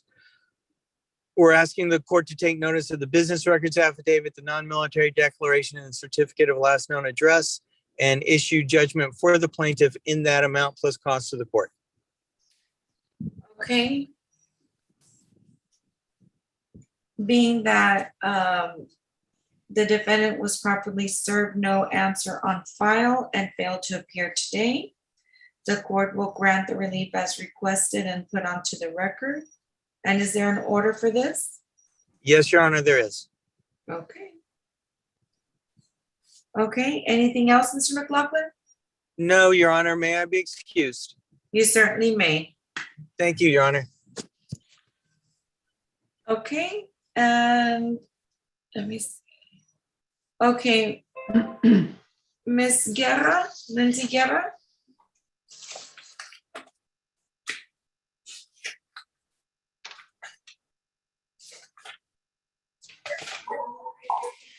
Okay, I have Good morning. out on the other side. Okay, there he is. Good morning, Your Honor. I so apologize. I was in last week's Zoom meeting and it finally occurred to me something must be wrong. So It's my deepest apologies. That's all right. CL 153318. That I don't know if that's an I guess it's an I. Alyssa Rodriguez versus Alejandrina Gutierrez Perez et al. Your Honor, Bill Mount for the plaintiff, Alyssa Rodriguez. And Your Honor, this is Lindsay Guerra. I'm here on behalf of defendant Geico. The status hearing, we just need a follow-up on the court to sign the order to lift stay that plaintiff had filed. And so we haven't proceeded because the order hasn't been signed yet. Okay, when was that order filed? Your Honor, I have a copy of the signed order. I believe it was signed on June 30, 2021 at 2:56. Oh, well, my 59. apologies. Yes. My apologies then. We do have that then. Okay, well then. We do have that, Your Honor. So what we had filed with the court, we had filed a request for DCC, but the court changed it to a status conference. And I heard earlier that the court isn't setting cases at this point in time. So at this point, I would recommend or ask that the court order the case to mediation. This is an old case and we haven't mediated it yet. Okay, and is it right for mediation, such as has all discovery been done that you need in order to be able to proceed to mediation? Your Honor, all discovery has not been done at this point, but I mean, plaintiffs are in a position to go to mediation, but if the case didn't resolve at mediation, there would be additional discovery. Your Honor, actually, we've never really done discovery because this case has been stayed while all of the other defendants' cases proceeded. And so we've never really done any written discovery on this case. Perhaps Mr. Mount and I could informally discuss negotiating it since it's such a very old claim, but I don't know that mediation would be productive at this point.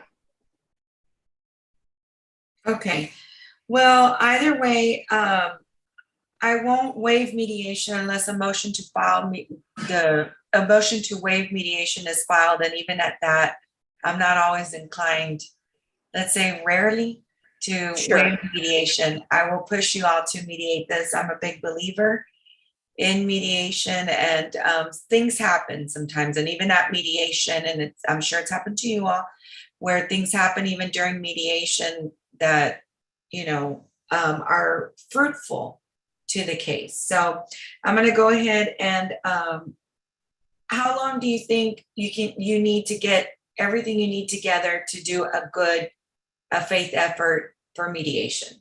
60 days, 90 days? Lindsay, it's up to you. 90 days. Okay, she's so she's on mute, Your Honor. Okay. She's on mute.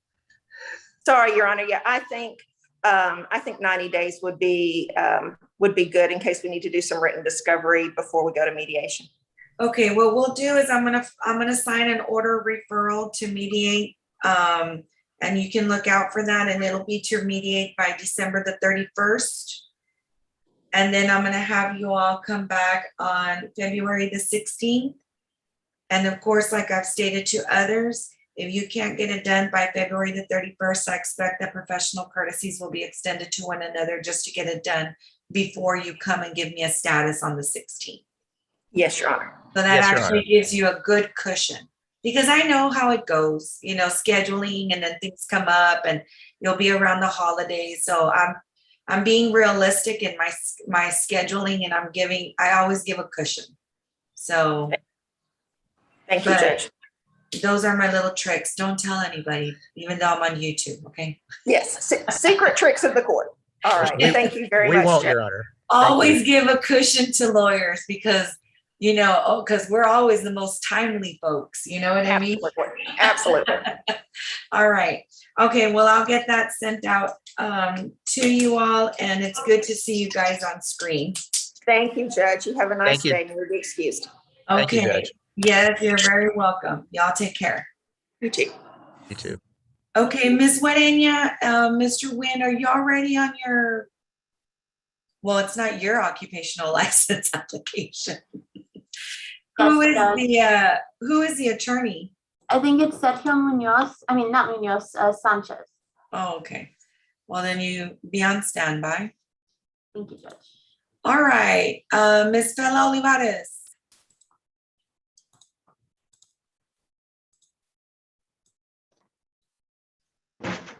Good morning, Judge Sheets. Good morning, Your Honor. Good morning. I was over there with another court. Judge, on this one, is Mr., I forgot his name. I have the file, Stevie.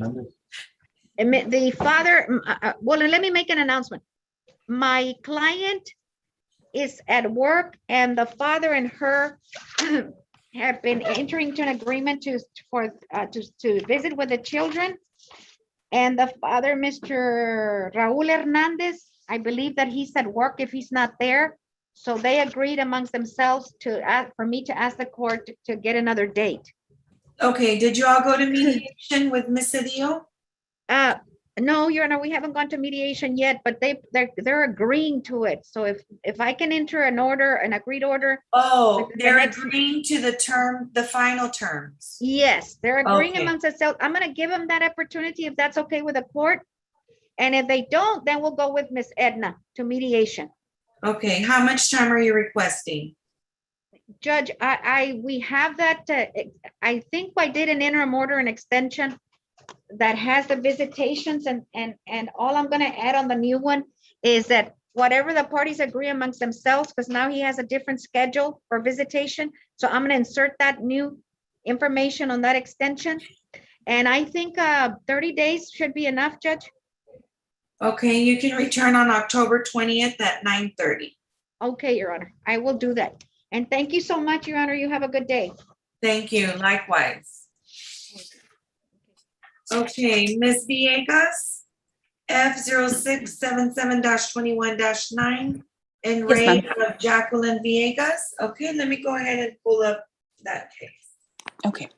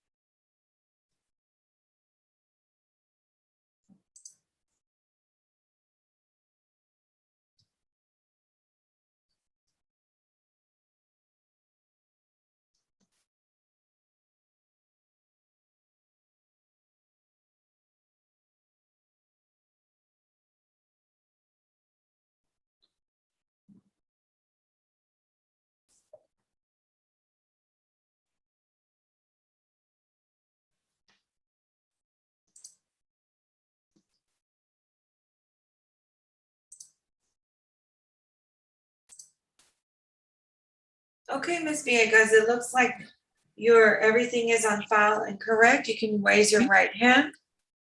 I do need to see you though. Yes, I'm sorry. It's okay. Okay, do you swear that the testimony that you're about to give is the truth and whole truth and nothing but the truth, so help you God? Yes, I do. Okay, so your current legal name is Jacqueline Villegas, is that correct? Correct. And you filed a petition to change your name on February the 12th, 2021? Yes. Okay. And at the time is Villegas your married name? Correct. And you are currently divorced from your previous spouse, which carried the name Villegas. Is that correct? Correct, yes. Okay. And ma'am, you are the same person that filed your criminal history report on May 24th, 2021 with the court. Is that correct? Yes, ma'am. Yes. And that criminal history report from the Texas Department of Public Safety reflected that you had no previous criminal history nor any previous arrests. Is that correct? Yes. And you are simply asking for a name change today so that you can return to your maiden name. Is that correct? That is correct. And can you please state your full future, I guess, name for the record? Jacqueline Isaguirre. Okay. And you are not asking to go back to Isaguirre in order to escape criminal prosecution of any kind? No, not at all. Okay. Okay, ma'am. Well, it looks like your petition is all in order. Your criminal history report is on file. The court will accept the documents and take judicial notice of the documents that are reflected in the court's file. Okay. And I will grant your name change to Jacqueline Isaguirre. And I do need an order on file. I don't see that you have filed an order, just the petition. So Okay, you yeah. do need to file the order granting, because that's the order I need to sign in order for you to change your social security, your driver's license, and any other legal documents. Okay. Not a problem. I'll go ahead and get that taken care of. And it's an order granting the change of name of an adult. Okay. Okay, I'm gonna give you some time to submit it. So I'm gonna put, for my records, you do not show up on this date, but I'm gonna put a reminder for October 1st for me to make sure that you filed it. So you have from now until October 1st to file your order granting, okay? Okay, sounds good then. Okay, ma'am, well, best of luck to you. Thank you. You have a good one. Thank you, likewise.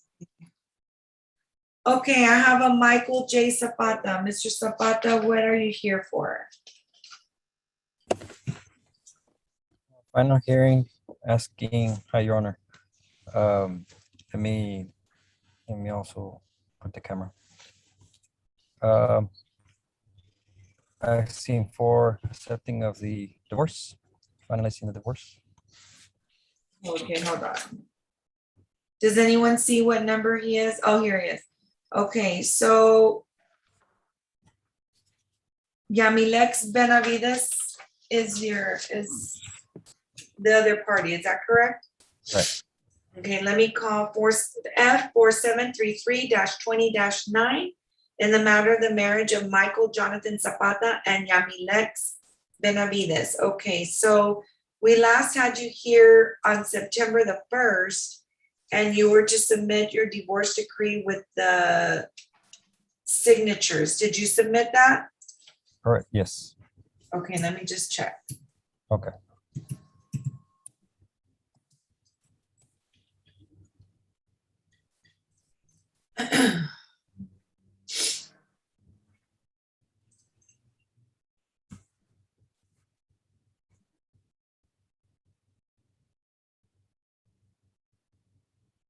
And you all don't have any children, is that correct? Correct.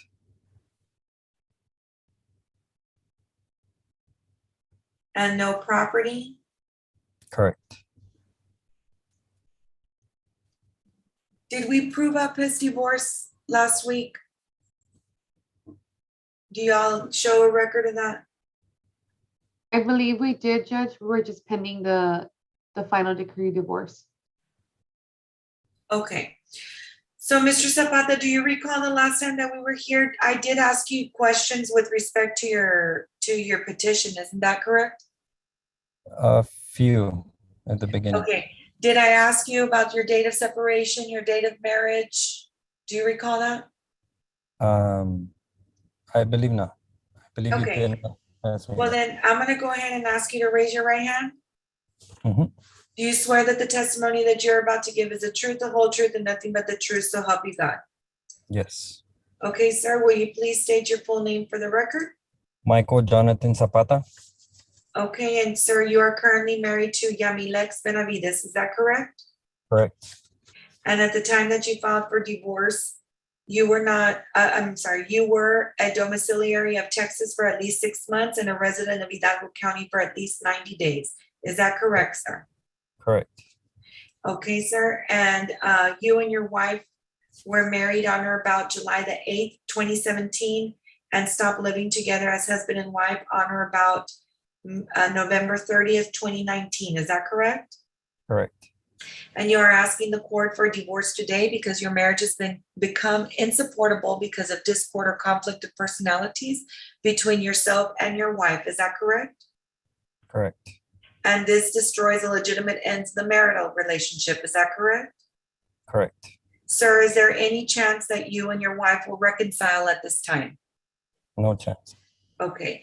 And do you know, is your wife pregnant of a child of this marriage at this time? Not that I'm aware. Okay. And currently there is no protective order in place. Is that correct? Correct. Okay. And you and your wife do not have any children together. Is that correct? Correct. And you also do not have any community property. Is that correct? Correct. And you're asking the court for a divorce today? Yes. Okay. The court will take judicial notice of all the documents in the court's file, specifically the waiver of service that was signed by Ms. Benavides and the final decree of divorce that was signed by both Mr. Zapata and Mr. Benavides that reflects the testimony that he has put on the record. Okay, Mr. Zapata, I'm going to ask for that divorce decree to be forwarded to my queue and I will sign off on it as soon as it comes through. Okay, so your divorce is granted today. Okay. I really appreciate all you do. After this, I don't know what I wait for. I don't. Yes, sir. You should be receiving a signed copy of the decree. If you do not get a signed copy of the decree via email or mail within the next 7 to 14 business days, then I would suggest that you come and visit the Hidalgo County District Clerk's office so that you can get a physical copy. Okay. And that is the finalizing, I guess. Yes. Officially divorce kind of thing.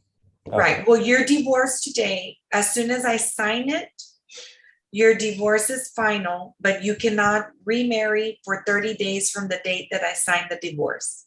Okay. No, that's fine. Okay. Now, if you want to remarry prior to, you do need to file a document asking me for permission, okay? Okay. I appreciate You're it. like, no, I'm done with this. No, give me more time. Okay. All right, Mr. Zapata, best of luck to you and Ms. Benavides, okay? Okay, thank you. Okay, you have a good day. You too. Have a good day. Bye-bye. Thank you. Okay. I do have some people on via telephone. Who are you on the telephone?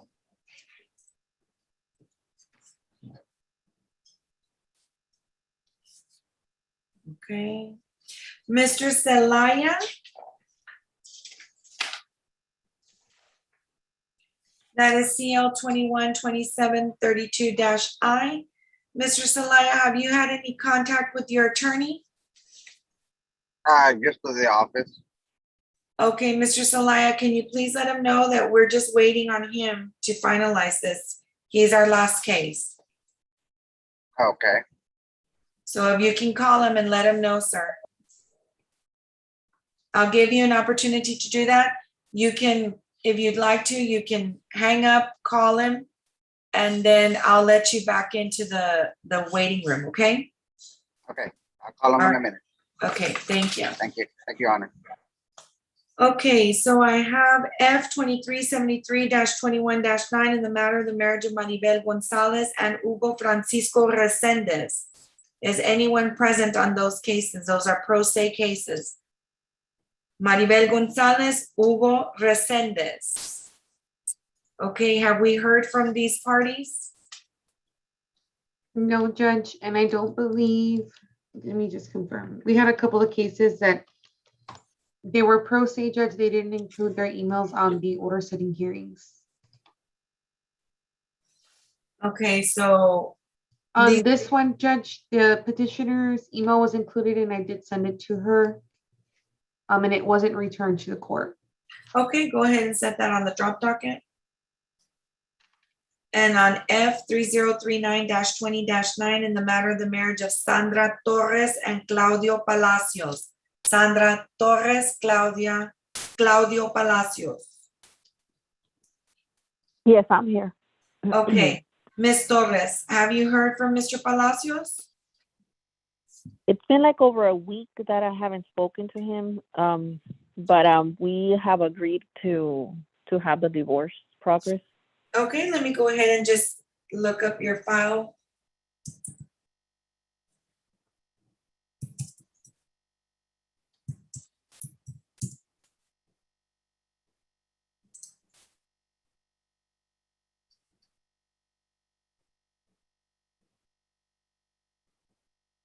Okay, ma'am. So I don't show that you requested any service. So that means that your husband would have had to file a waiver of service or make a physical appearance. And So go I ahead. have the divorce, final decree of divorce. Everything is signed. He also signed the paper. I turned that in and also signed. I filed in the order setting hearing date form. Okay, so I do see that he did sign off, but I don't have anything on file that says that he received a copy of the original petition for divorce. The statute requires, ma'am. They the sent stat- his petition. They sent me his petition to my mail. I don't know. It had his address instead of sending it to him. Okay, So now, I'm not sure. the petition for divorce, you did not request any service, which means that he was not physically served with that petition for divorce. Now, he doesn't have to be physically served with it. He could sign a waiver of service acknowledging receipt of that petition of divorce, but I cannot proceed until, even though he signed his divorce decree, I need to know that he saw the original petition for divorce and for the relief that you requested in that divorce. Do you understand that? That's not what they meant. They didn't mention that to me, but they told me that what I was going to be filing in for the divorce request was all that I needed.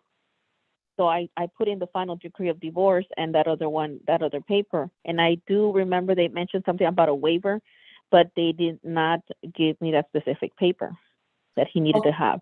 Okay, well, it's not the clerk's job to give you that specific paper. You would have to locate it on your own. So either he signs a waiver of service or you have him appear at the next court hearing. So it's up to you.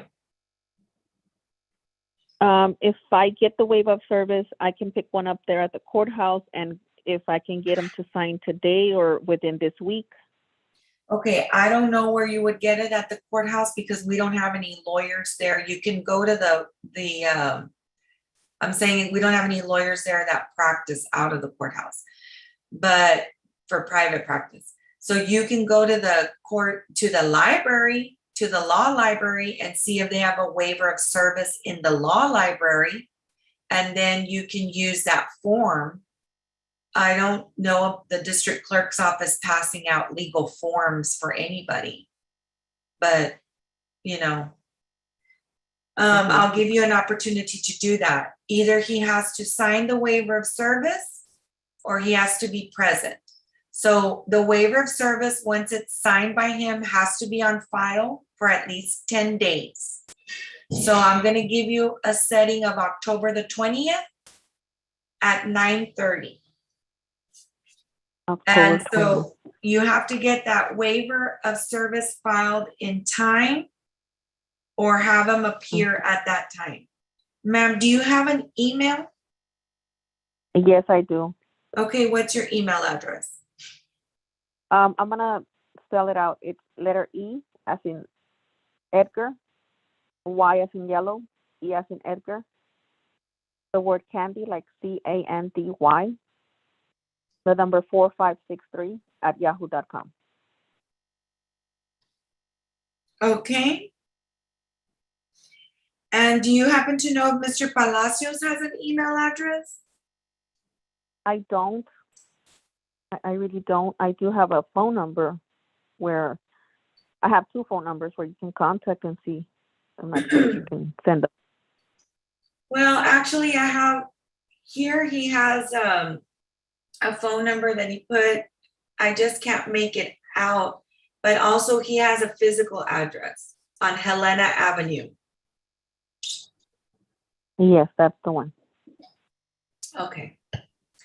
And also, ma'am, he didn't date the decree, but that's not important because it's not required. But so go ahead and just either get the waiver of service and have him sign off on it. It does need to be signed in front of a notary. If not, have him appear on October 20th at 9:30. Okay? So all he has to do is do the same thing I did, like log into the Zoom, the link, Yes. Yes. and appear at 9:30 in the morning if I don't get a hold of him. But I do have to put in that if he does appear, I don't have to sign the waiver of service for him to sign. Correct. Correct. Okay, then I'll do that. Okay. So I gotta get that form and take it to him, right, at a notary. Yes. You have to find that form, that waiver of service, and then you'll take it to him to sign it in front of a notary. Okay, and I have to sign it also? No, just him. Only him. Okay. I'll go ahead and do that. All right. Good luck to you. Thank you. Bye-bye. Okay.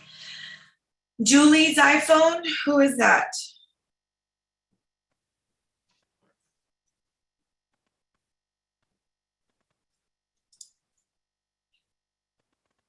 Hello?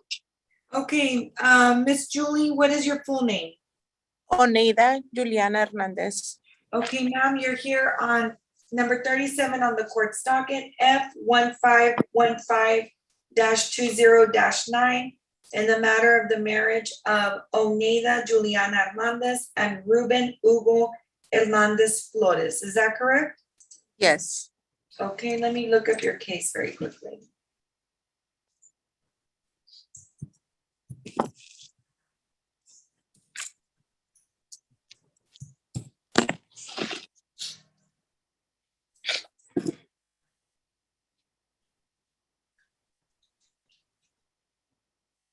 Okay, ma'am. I filed for a status conference on your divorce because nothing has happened. I see that you do have an original petition for divorce that you filed in April of 2020.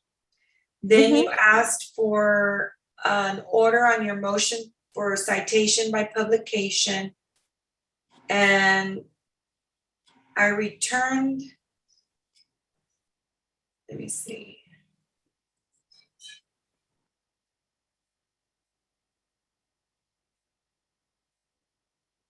Okay, then I have returned it so that you can set up a hearing on your motion for citation of publication. So haven't had any contact with Mr. Flores? No, I haven't. How long has that been? Since he left the house, since he abandoned the house. So do you all have any children? Yes, we do. Okay, has he had any contact with the children? No. Is Mr. Flores currently residing in the United States? Do you know? I really don't know. So it says that the last time you tried to serve him, he was living in Mexico. Is that correct? Well, I figured it out since his mom lives over there. I did send a paper, but it was returned back to me. Okay. Yes. So do you believe that his last known place of living is in Mexico? I really don't have any idea. I mean, like I said, I did send some papers to him because of the divorce, because they told me that he had to, like, for him to know that I was filing for divorce. But like I said, I did send them to him, but they were returned back. So that was like, I mean, I really don't know if he was over there, or, I mean, he left over there, or he's here. There's no contact, like I said, since he left the house.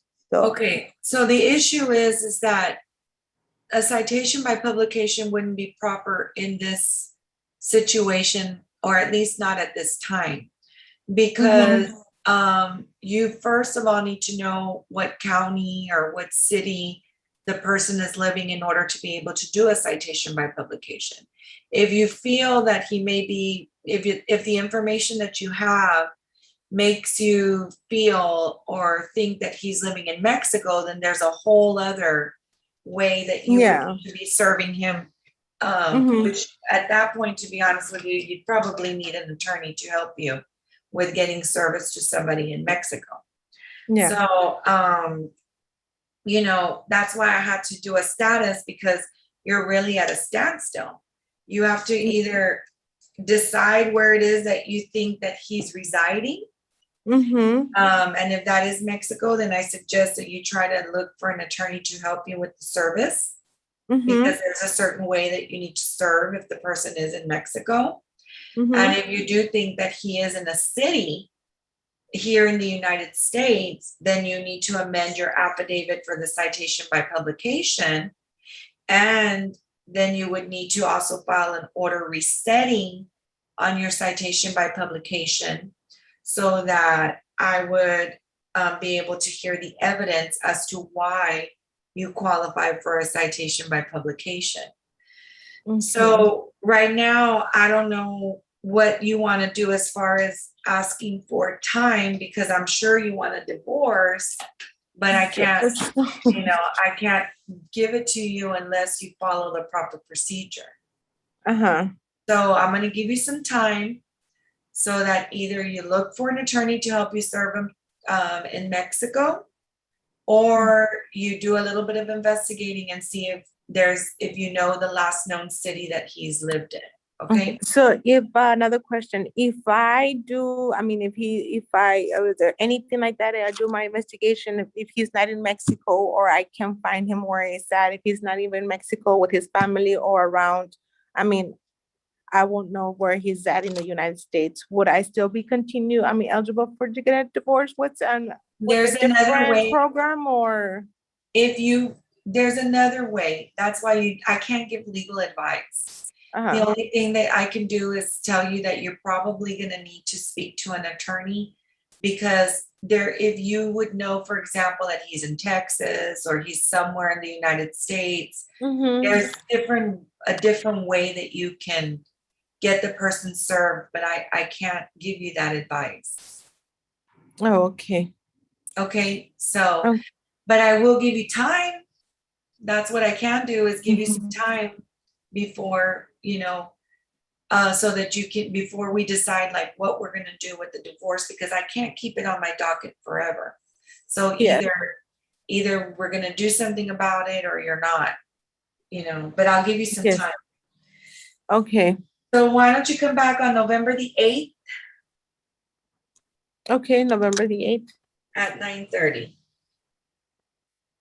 Okay. And that way you can tell me what you find out. Okay. All right. Okay. Yes. Thank you so much. You take care. You too. Bye-bye. Thank you.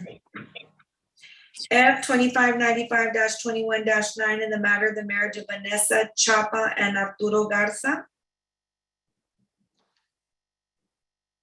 Have we heard from anybody on this case? The only person that did contact the court, Your Honor, was the appointed mediator. She did notify the court judge that for whatever reason, the clerks did not send her notice of the order referring the case to mediation, and she was not aware of this referral. Okay, so does she have the order of referral now? No, Your Honor, but I can send it to her. Okay, let me go ahead and do that, and then we'll go ahead and reset this matter The earliest I have is October 20th, Yes, ma'am. and they're to mediate before that date. So you may need to send an amended order with the new deadlines. Yes, ma'am. Okay.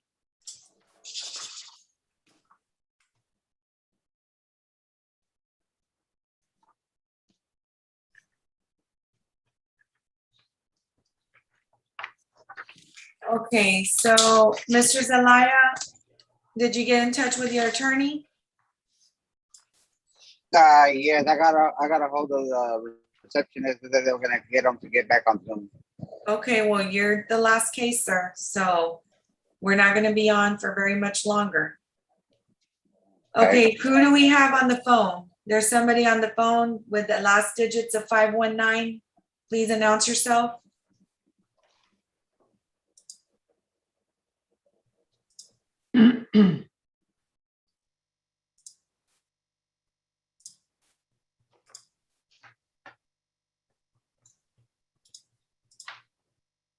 Okay, so while we're waiting, let me go ahead and go over the docket. Okay, so number 15 on the court's docket, did we give a reset date for that? No, Your Honor. Okay, just go ahead and put October 20th at 11 a.m. though.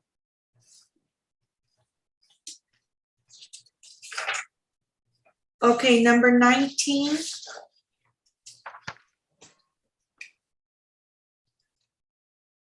And number 19, number 20, 22, 23, 25. And yeah, that's it. If nothing was brought to your attention for a reset, then set them all on the drop docket. Yes, ma'am.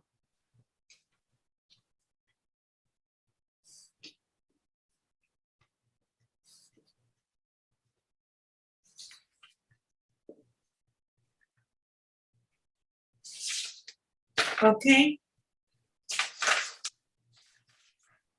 And that's it. Have we heard from Mr. Sanchez? No, Judge, I did send him a message and it has not been read. Okay.